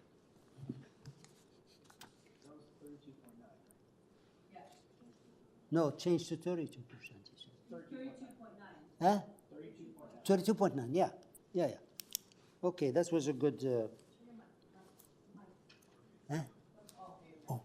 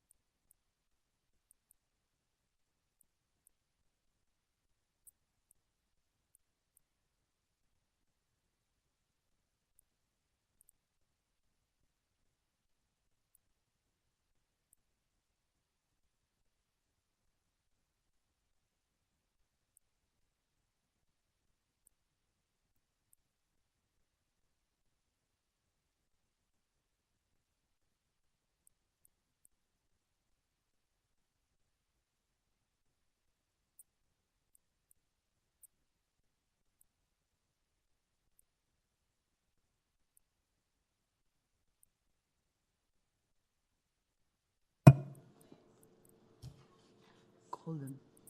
Okay, ladies and gentlemen, we're resuming the session, and we're into application number 35, and that is 29 Mulholland Avenue, application number 35. And for 35, who do we have here? 35, we have here Nigel Parker. Nigel Parker, what's that? Huh? Nigel Parker, are you there? Yes. Okay. Yeah, okay. Could you please state your name and address for us? Nigel Parker, 29 Mulholland Avenue. Okay. We have here the new two-story dwelling, 6 variances, forestry, asking for condition, and you have 2 letters of support. Members, do we need the presentation here? No? Where is the rest Mr. of the Chair, members? we have another person who is going Is there to another talk. speaker? Yes, There's no Robert Walter Joseph. There's no speaker in my list here. I got that. There's only Nigel. I don't have any speaker here. It was a late registrant. Late. Oh, they didn't give it to me. Okay. All right. Okay, so Mr. Nigel Parker, could you please make your presentation? Apparently, there is somebody who wants to speak here. Yes, that would be Walter Joseph with GLENGROVE. Okay, please make your presentation.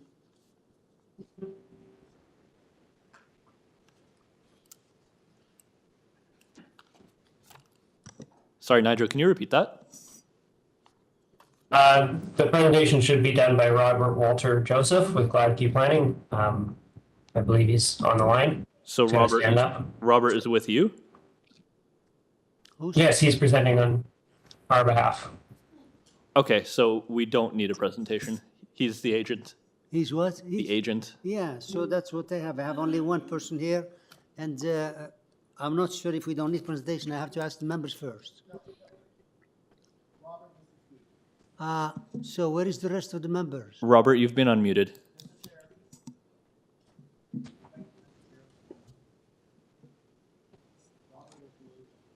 Robert is the agent for this file. Okay, so Robert is the agent, and who's Nigel Parker? The owner, that's fine. So both of them are there. I'm still asking the same question if we need a presentation. Roger is now unmuted. But we can't hear Roger. Robert.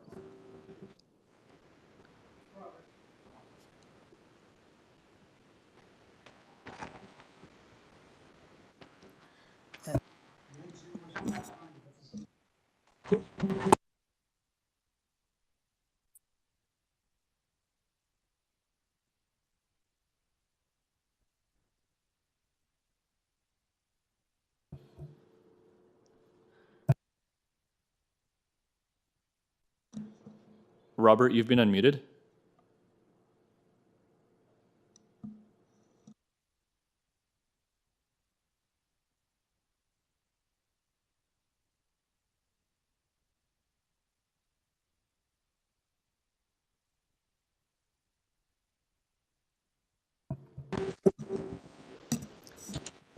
Nigel, we're having issues.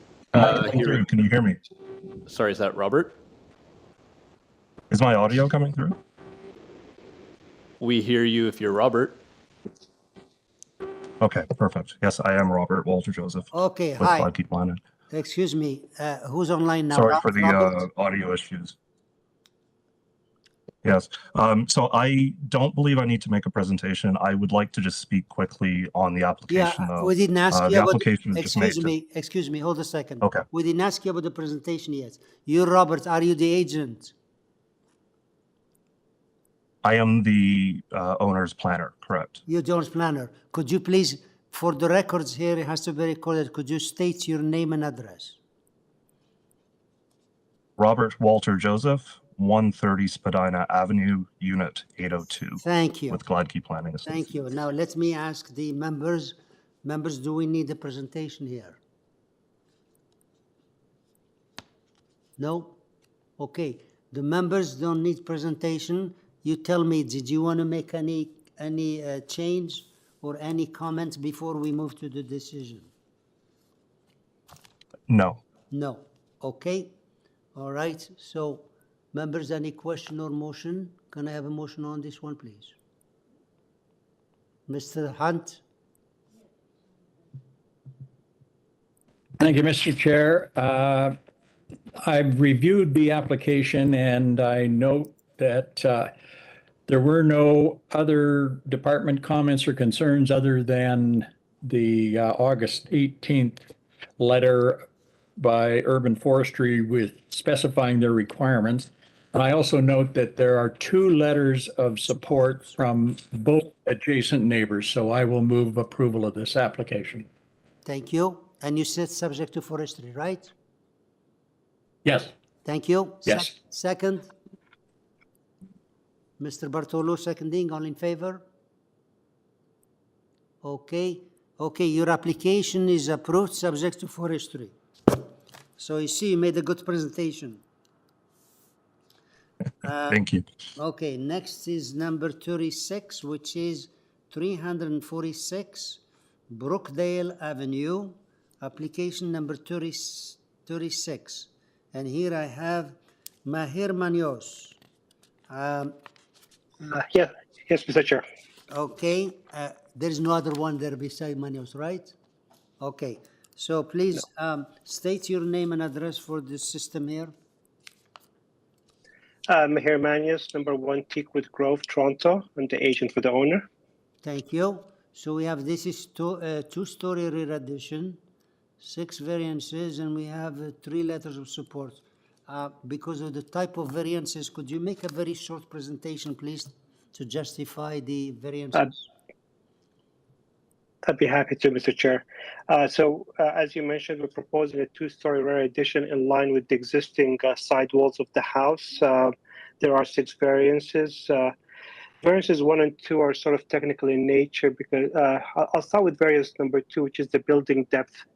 In actual fact, there is no depth variances. The zoning examiner elected to measure the depth from the average of the 2 neighboring houses, and because the house to the west has a box bay, it pushes the average further forward.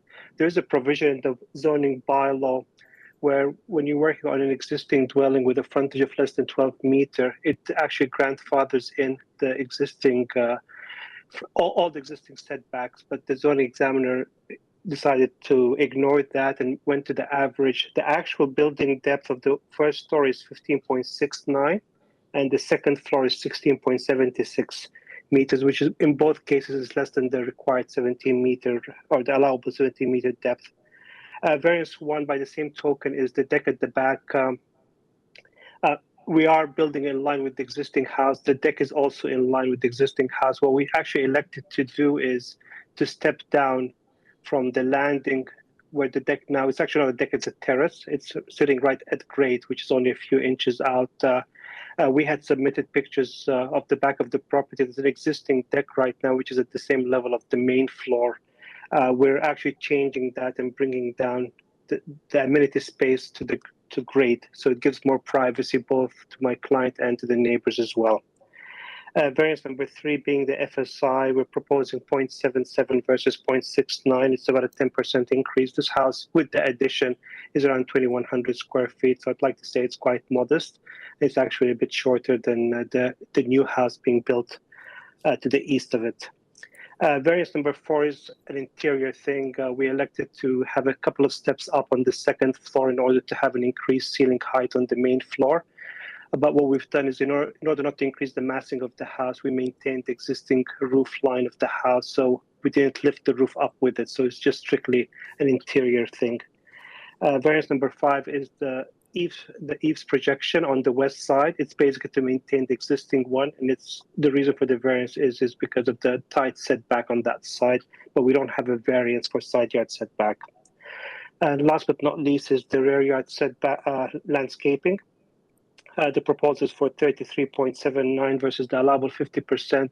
And the variance is basically due to the existing driveway and the existing detached garage, which is the legal parking for this property at the back of the house. The actual terrace, which, as I explained, is completely at grade, doesn't even represent around less than 20% of the entire backyard area. And that's the only amenity space they have beside the driveway. As mentioned, there's 3 letters of support, 2 of them being the 2 immediate east and west neighbors, and I'm happy to answer any questions. Thank you. Any question? If not, can I have a motion then, please? Ms. Manning? Through you, Mr. Chair, I've listened to the applicant's representative. I'm satisfied that number 1 is a technical, variance number 1 is technical, and that all of the variances are minor. So I'd like to put forward an application, a motion to approve this application. Aziz, thank you. Second? Ms. Tarodi seconding, all in favor? Thank you. Unanimously. Sir, your application is approved and there is no conditions. Thank you, Mr. Chair. Okay. 37, which is 1045 Glencairn Avenue, application 37. And here we have Paul Dacuna. Are you there?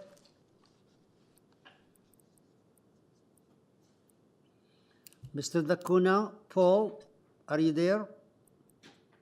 Yes, I am, Mr. Chair. Okay, could you please state your name and address for the system to be recorded? My name is Paul Dacuna, 431 Armadale Avenue. Thank you. Okay, so we have here a second story, ground floor addition, rear deck and basement. It said 18 variances. And there's forestry and the staff report indicating that you made some changes. And could you please tell us what the changes are, number of the variants, and what you're changing it to? I'd be very happy to, Mr. Chair.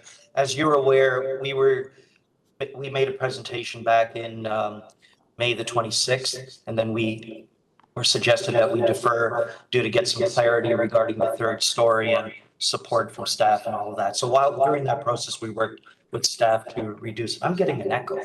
Yeah. Okay. Can you please make all the explanation after? Just give me the name, the number of the variants, and what you're changing. Variance number 4. Okay. Yes, sir. We modified variance number 4 from 9.213 meters to 8.99 meters. Thank you. We modified variance number 6, building length from 19.73 to 18.99. Yeah. We modified variance number 10 from 48.63 to 43.9. We modified variance number 11. Sorry, we eliminated variance number 11, and similarly, we eliminated variance number 15.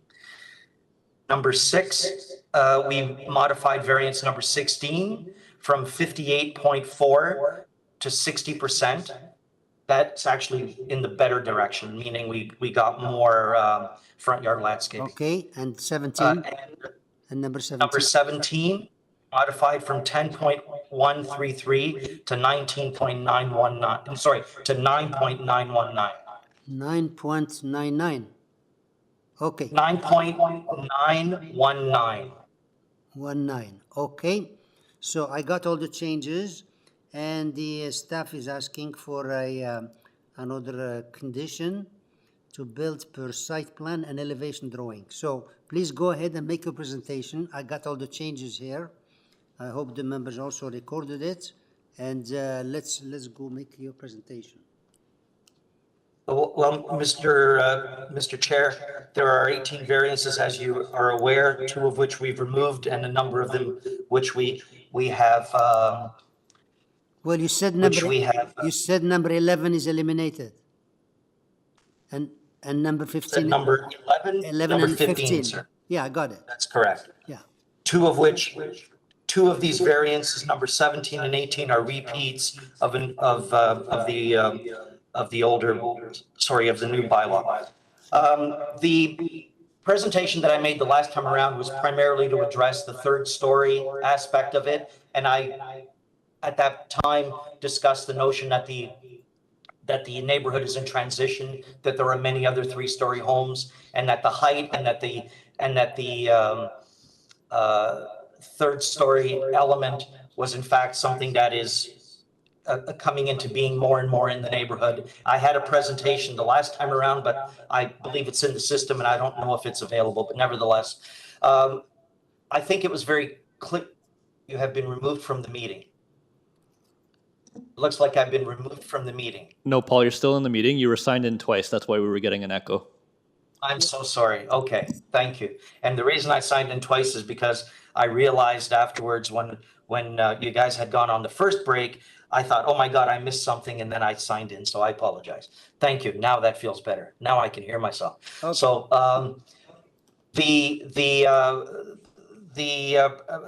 as I said, the presentation the last time around, we were trying to make a case for the third story aspect of it, and we believe that now that we've gone back and worked with the staff and reduced the height slightly, and staff has seen that, in fact, their previous statement of opposition, in fact, made no sense. They've actually clarified that. We've come back to show you that has happened. And really, otherwise, we think that the remaining variances, albeit that there are a number of them, that they're relatively minor. The side yard setbacks, for example, are relatively minor variances. The fact that the building is even a third story is really a result of it being the basement being out of the ground more and being considered the third story. So with that said, Mr. Chair and members of the committee, I'd be very happy to answer any of your questions, but I do believe that the proposal is a meritorious proposal. It's worthy of being constructed in keeping with the four tests, and I submit that for your consideration. Thank you. Okay, members, if you have any question, the changes modified number 4, 6, 10, 16, and 17, and eliminating 11 and 15. So, and there is a condition, so please, if you have any question, or if not, maybe a motion.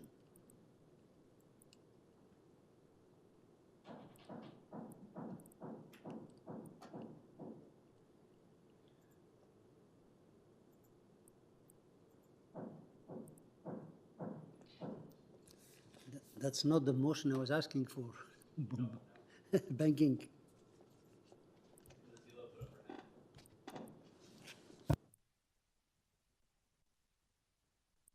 They're working on the construction. Oh, Nazila, I'm sorry. Nazila, yeah? Oh, Nazila? Nazila, did you have your hands up? Nazila? Yes, my hands was up. I'm sorry. I didn't was, see you. Okay, go ahead. Oh, it's okay. So 1045, it's application 37. So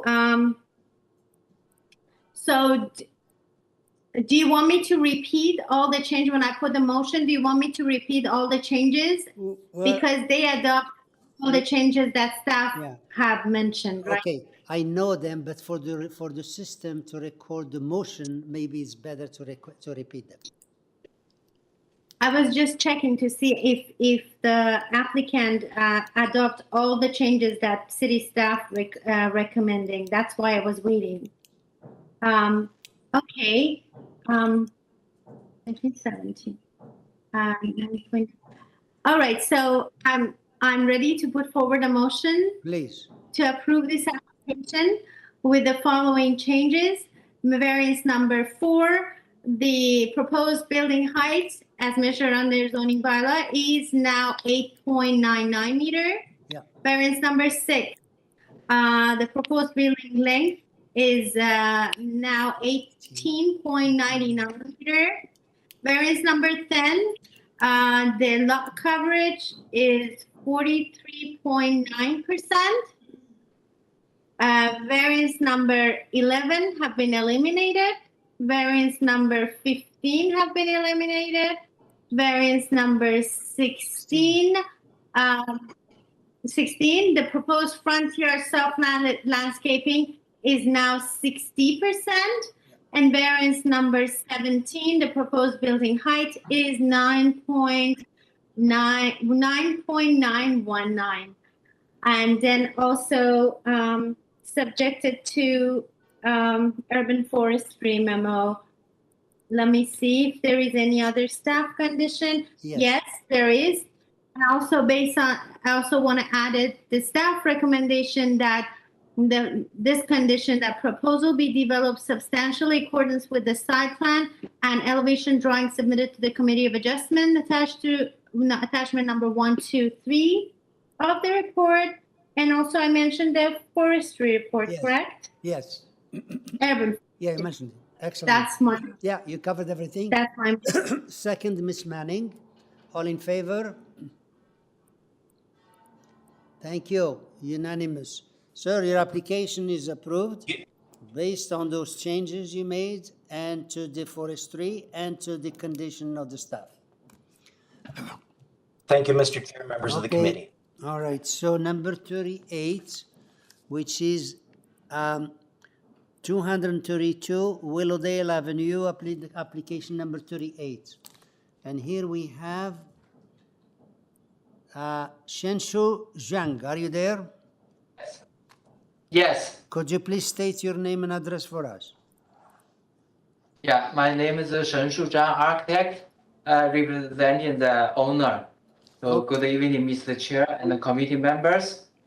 Okay. And yeah, we have a new dwelling. change to the variances. Okay, we have a new dwelling deferred in November, 8 variances, and we have forestry conditions. Because the variances are a little bit strong, could you please make your presentation?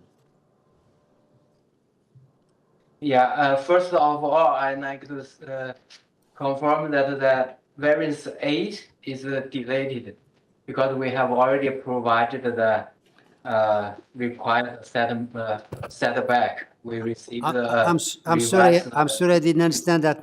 Variance number 8, what do you do with it? Is yeah, removed. Oh, eliminated. Okay. Any other change? No. Okay, thank you. Please go on. Yeah, the proposed new house is located on the corner lot, the corner of Willowdale Avenue and Crescent Avenue. The frontage is 45 feet or 13.72 meters. Because the city planner also suggests us to have the main entrance accessible from Crescent Avenue instead of Willowdale Avenue. And then the variance actually more regarding the entrances. So the variance 1 is about the required front porch facing side yard. The required setback is 3 meters. We propose the setback of 1.8 meters. And the variance 2 is for same question about the setback of the canopy to the south side. The canopy is required to have a setback of 3 meters. The proposed canopy has a setback of 0.63 meters. The variance 3 is about the platform attached to the building. So the required setback is 0.3 meters that required, and not higher than 1.2 meter above the established grade. The proposed south porch to the main entrance is 1.4 meters height. And number 4 is above the first floor, is about the first floor height. So the bylaw requires the porch not more than 1.2 meter above established grade. The proposed is 1.45 meters. The number 5 is about the coverage. The permitted coverage is 30%. We propose the 30.52%, 0.52% more. And the 6th one is the awning canopy is also the same thing. Another about the encroachment, because the setback on south side is 1.5 meters, so the encroachment is 2.37 meters. And the number 7 is about the exterior stair in front of the main entrance. The permitted width is 2.0 meters. We proposed the width 2.64 meters. And number 8 is removed. So I think that all the variants are minor and more technically because of the location of the and the configuration of the house. Okay, so are you finished? Yeah. Yeah, I'm finished. Thank you. Thank you. Any question?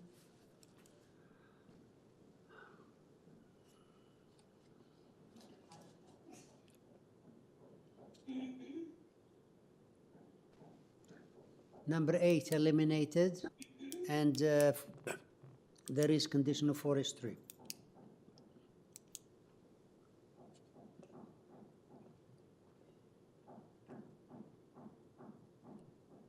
We have submitted the arborist report to the urban forest. We're into committee now. Ms. Ataro, did you have your hands up? Yes, Okay, I was just looking at that. Please go ahead. No, just a quick comparing this application with the June 17, 2021, and I've noticed that some of them are where variance 4, which they already got at 1.36, which also city staff mentioned it. They asked for more, and also variance number 1 was on the same application before. So I'm just trying to understand what are the changes and why applicant wants, for example, for variance number 4, why he wants to get more first floor height. Is the design have been changed? No, first application is based on my waiver. My calculation was technically not accurate enough. We did not make any change. Okay. So the design is the same, right? You just we only make the change to the stair to the main entrance, as suggested by the city examiner. So means from you deferred it on November 18th, right? From then, what are the changes? Like, what kind of improvement you did to the design? The improvement is that we rotate the stair to the main entrance. Before, the stair is parallel to the walkway to the property line, and they feel that it is too high. And then we rotate the 90 degrees, and then you are not, the porch is behind the building. So when people walk on the sidewalk, you will not feel a high platform just beside the sidewalk. That is an improvement. Okay. And then on this application, you only eliminate variance number 8, correct? Yes. Correct. Okay. All right. So thank you. You're welcome. Any other question? If not, can I have a motion then, please? Mr. Tarode, please go ahead. Yes. Through you, Mr. Chair, I would like to put forward a motion to approve this application to with one changes, and that is that variance number 8 have been eliminated and subjected to urban forestry. Thank you. Second, Mr. Hunt, seconding. All in favor? Okay, thank you. Unanimously, your application is approved, subject to eliminating number 8. Thank you very much. And conditions of forestry. Thank you. Next is... Thank you very much. You're welcome. Next is number 39, which is 88 Park Home Avenue, application number 39. 39, and here we have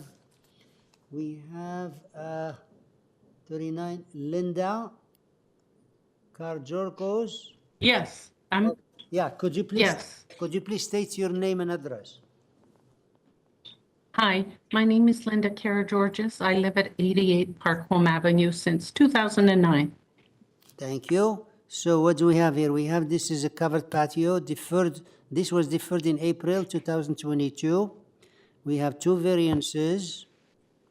Staff report asking to refuse it. And we have a support of petitions, and councillor letter goes along with refusal. So please make your presentation and let us make a decision. The councillor actually said you should consider refusing, and not that you should. And I have 20 neighbors whom he represents that actually live next door and behind me that are okay with the increase in the size of the deck. They actually couldn't understand why I would have to apply. So the first variance is that the entrance to the deck should be 1.2 meters above the ground at any point, unless to gain access to it, it needs to be higher. So my kitchen door is at 1.829 meters. That's the only safe way I can get onto the platform without going downstairs. So I would think that that is what you call a technical variance, because it's half of one thing and half of the other. So in regards to the platform extension, the city has it at 6.09, which includes the overhang, the eaves, and also it's at the widest point, which is the landing, and the landing is only like 1.2 meters wide. So it's sort of the very small part of the deck. The rest of the deck extends from the house 4.78 meters, and that's in very similar to 211 Hounslow, which has an overhang of 4.4 meters, we discovered. That is file number A0531/08NY, 211 Hounslow. The square meter area of the lot of our lot is 501.62, and if we were, as the city allows 5% of the lot size for a deck, that comes to 25.08 square meters. We're asking for 25.75 square meters, which is very similar to what's already allowed. It's not a big ask. I would think that was what you call a minor variance. That brings us down to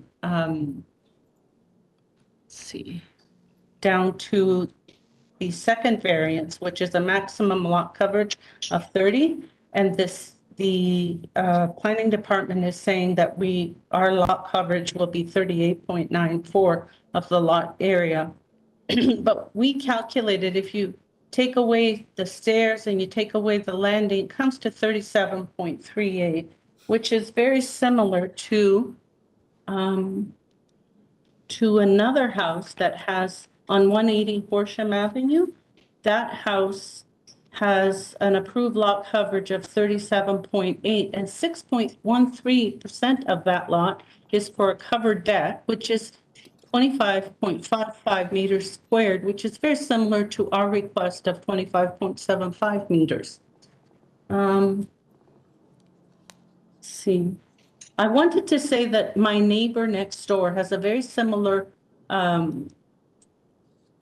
deck to the one that I'm asking to build. He has it above a garage. It's 21.5 feet by 14 feet. I don't know what the lot coverage is in his house, because it seems that when you're a newer house and you have a survey, the Committee of Adjustment looks at your lot coverage, but when you're an older house, even if you may have 2 garages and you have a big house, that's not, lot coverage isn't considered, because he was approved for a huge deck above his garage without any, I kept the application from the city that he made to the city. There was no variance requested for lot size, lot coverage, anything. And a mistake was made in terms of what was requested and what was given. The request, if Alexander, if you could go to slide number 8, could you put that up? Slide number 8. 86 Parkhome Avenue has, he asked for a deck 13 feet, almost 14 feet wide by 21.5 feet long. And he was approved for 4.74 meter coverage of that deck. There's no way that 4.74 meters comes from 14 feet times 21.5 feet. That's 27.99 meters squared, not 4.74 meters squared. So my point as a homeowner is, I own a newer house, and I feel as if I don't have the same rights and privileges as my neighbors do. And my neighbors actually don't understand why I can't do what I would like to do, because they have 16 by 16 foot decks. Why can't I have a 16 by 16 foot deck? Okay, excuse me. You exceeded your Yes. 5 minutes, so if there is any question, we'll come back to you, okay? So, Sure. yeah, so a couple answers to your questions. You have so many people who is a petition of many supports. Unfortunately, this committee does not go by a referendum. How many people for? How many against? We go by the foretest of the Planning Act, and if it fits, it doesn't matter how many people for, how many people against. As far as the precedent, we don't go back to the applications what was approved before, because we don't have all we have here is 30% as compared to 38%. That's what we look at. So having said that, we'll see what the members are saying. Whatever they say, we'll consider it. So first of all, any question for this speaker, Miss Manning? I have 2 questions. One, if you could just clarify, you were describing variance number 1 as a technical variance, and I'm just not sure I understood why. And then just the second question, that the staff report is recommending refusal of this. So I'm wondering, like, if you made any attempt to change the variances, or to satisfy the city. I unmute here.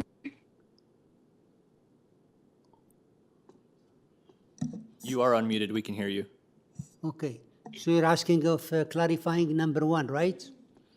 Okay, yeah, I don't know if you heard that. I did, yeah, Okay, please go ahead. I did.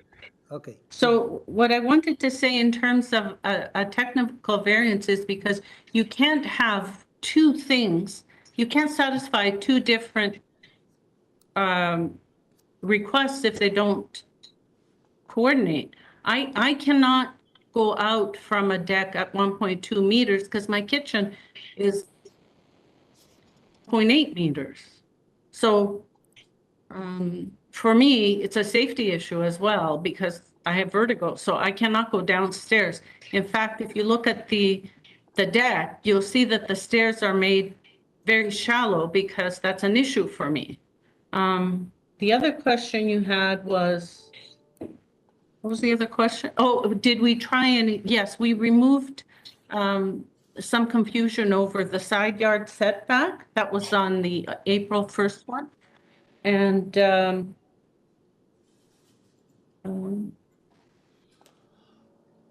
deck, oh yes, originally the deck was going to be 20 feet across, now it's 20 feet out, now it's 16.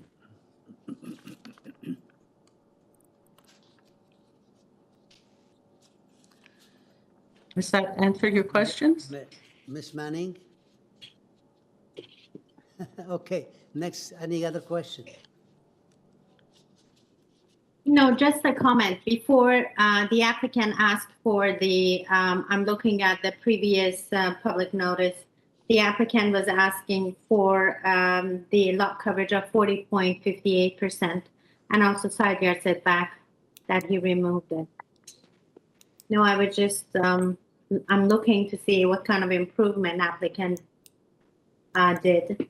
Okay, so you made a comment, and as far as the approval, the next next The question. variance one, exactly the same as before. Next question, any question? Next question is from me. Go ahead. And the question is that the applicant mentioned that the lot coverage, excluding the stairs and porch, is 37.38%.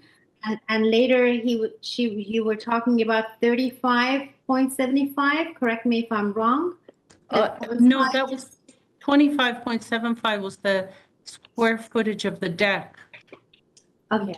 Meters, sorry, meters. Meter, not percentage. Meter. Yeah. Okay. Meters. Yeah, sorry, I misspoke. The length of the square meters? Yes.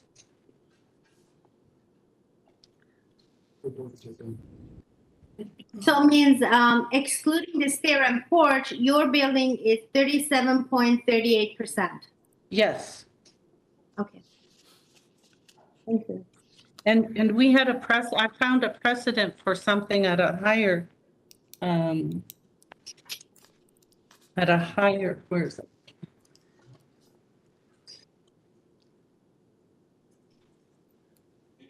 Okay, so if there is no more questions, can I have a motion then, please? Miss Tarodi, are you ready for a motion?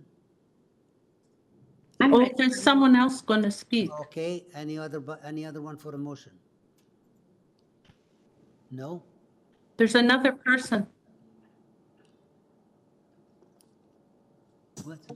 Mr. Chair, there's another person registered with the same address. Another person? Well, we're almost finished here. We can't get people after that. Oh, I didn't see it. No.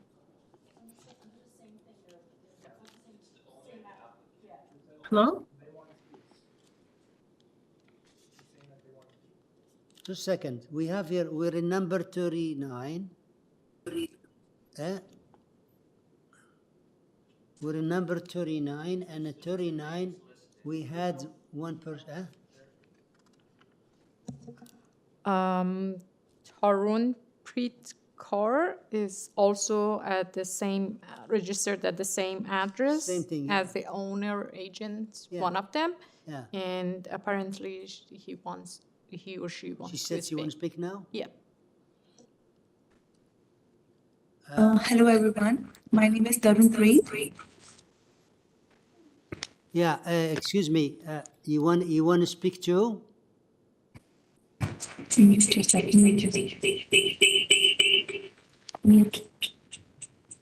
Could you state your name and address for us, please? No, you are no. We're not hearing you. We're not hearing you. The system is cutting off. Could you please fix up your equipment? Check your system.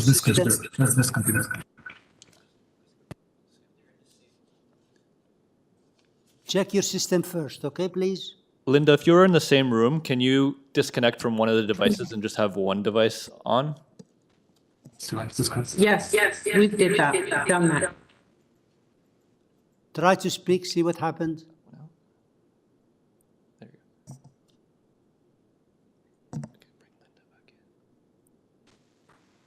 Okay, you should be able to speak now. Everyone can hear me now, right? Okay, now we hear you. Could you please state your name and address and tell us what you want to add? Yes, my name is Tarunpreet Kaur, and I'm the agent of the client Linda. And my address is Unit 5, 600 Zemley Boulevard, and I'm from the company Limon, Canada. So I won't take much of your time, but just want to give a quick recap to the variances that we have listed, as she has addressed that 1.2 meter above the ground, which is 1.829 meters, because the breakfast area, the access from the house to the deck is almost at the same level. And talking about the other, which is platform extends 6.09.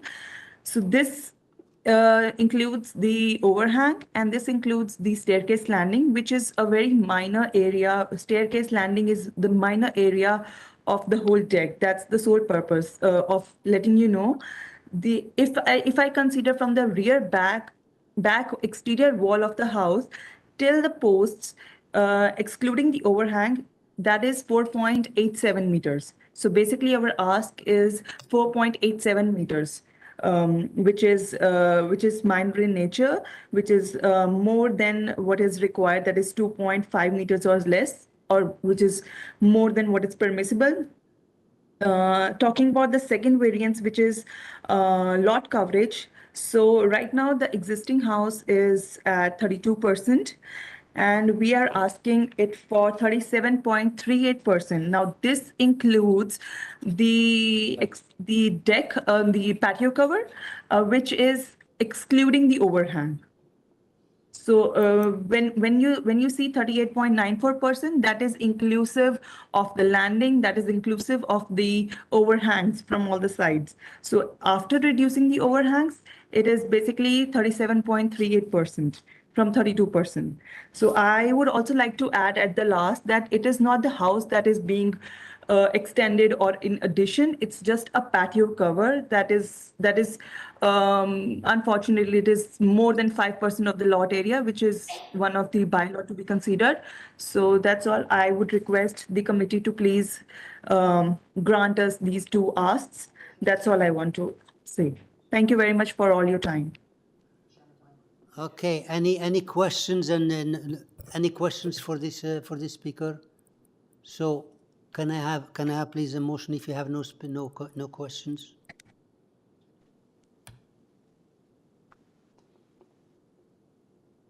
Ms. Attarodi? Through you, Mr. Chair, I listen to the applicant, and I even go back to the previous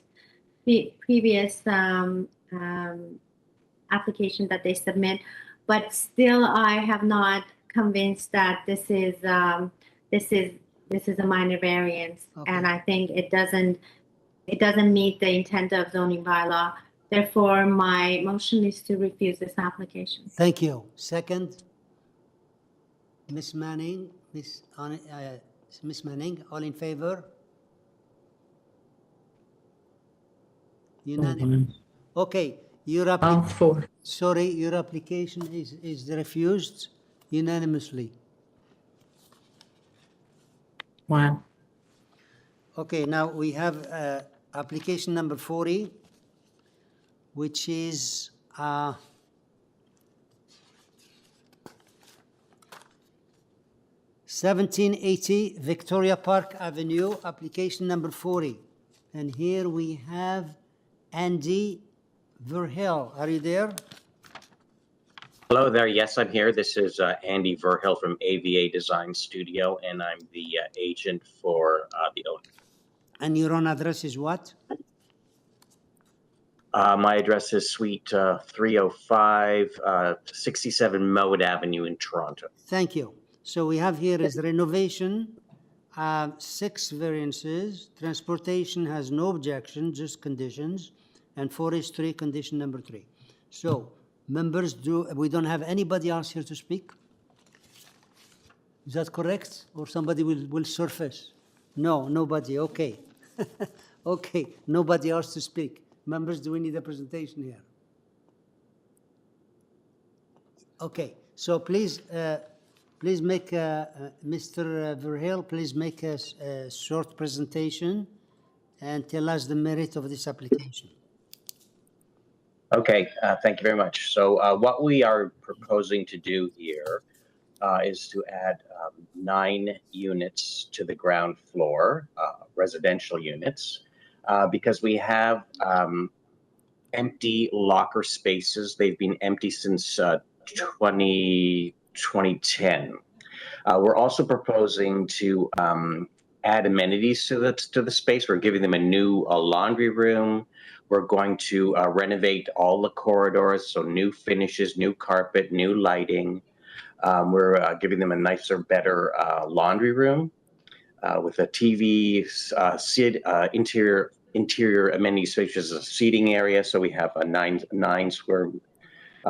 8.5 meters square space for seating in the laundry room, as well as the existing lobby, which is beautiful. It has a concrete art mural from the 60s, so it's really quite beautiful. We're actually, the site is quite large. It's a park-like setting, so we're adding a sitting area with benches and tables with some planting in the southwest side of the site. So that's giving us 98 square meters of outdoor residential seating, outdoor amenity space. We're also adding long-term and short-term bike storage. We've put in management storage in the basement. Yeah, so we have gotten the notice from transportation this Monday, and we've looked at our underground parking area, and we are able to accommodate all 4 barrier-free parking spaces. So we are able to match to meet that condition for their approval. So let me just look at the plans here. Yeah, so I mean, we are adding nine suites, a variety of 1-bedrooms and bachelor units. We have one of our suites is barrier-free accessible, so that's suite number 7. We have gone and had a parking study done showing that, and we also had inventory with the leases to see how many of the actual existing parking spaces are actually used, and we found that we have 4 vacant spaces. We've reallocated or redistributed the existing parking so that we can get 12 visitor parking spaces, so that we are much more able to meet the number of visitor parking spaces that are required by the bylaw. So it's 18, so we've provided 12, and I guess so. Variance number 1, 2, and 3 is the interior and exterior amenity spaces, which we have worked with the planning department, and we have met. They have been satisfied with what we've provided. The visitors parking, as I said, we've reallocated existing, so that we've made that variance slightly less. Variance number 5, we have more or less eliminated because we do have the space for the 4 accessible parking spaces. And then the last variance, the existing building is 83 dwelling units, and we are adding 9, so therefore we have 92. Okay. Yeah, which is a bylaw of exception. Thank you. That's So I it. think that is, unless anyone has any questions for me, I'm more than happy to answer. Okay, thank you. Yeah, Miss Atarodi. Yes, the question was regarding the parking, which you mentioned that, are you changing, because you said you find the enough visitor parking. Are you changing any number of the variance number 4? So no, that is going to stay as is, 12. as written. Variance number 5, you said you eliminated? Correct. Yes, we are able to meet the conditions in the transportation, so we can have 4 barrier-free parking spaces. So means the variance number 4 eliminated. Variance number 4, although you find enough spaces, but it will stay the same, then how do you find enough spaces, 18 spaces, and then why you need this area? No, I'm sorry. We're eliminating a number 5. 5, yes, I understand. 5 have been eliminated as the accessible parking space. Yes. What about variance number 4 and 6? What do you mean? We still have them as is. Because you mentioned you're just finding extra space for the parking. So we reallocated residents to visitors. So there was there was extra resident spaces which we gave to visitors parking now because they weren't being used. Yeah, sorry, maybe a little bit confusing. The proposal is 12 visitors. You're not changing that. We're not changing that. Right, No. right, because you found more to accommodate the 12 visitors. Previously, yes. Yeah. Okay. So Yes. five. Yeah. So 4 remains as is. 5 is Yes. the only one he's eliminating. Correct. Any other question?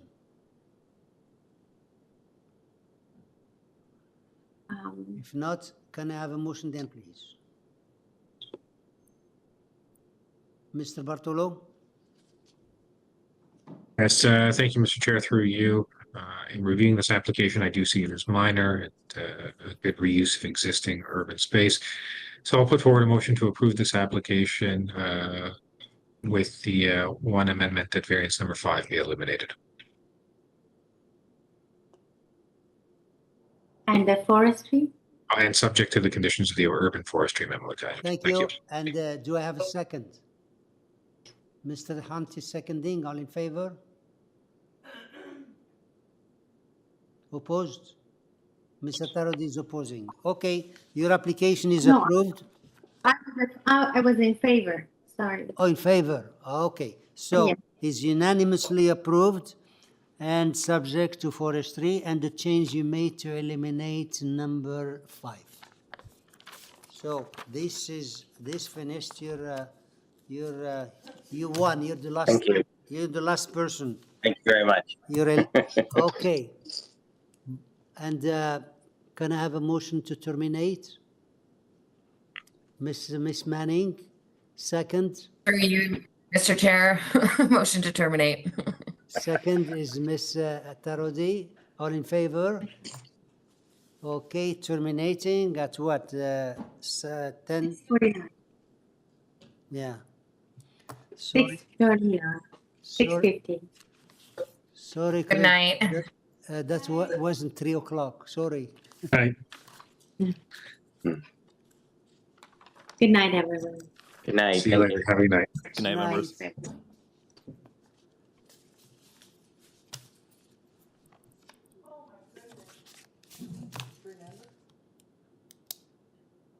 Shit, 7 o'clock.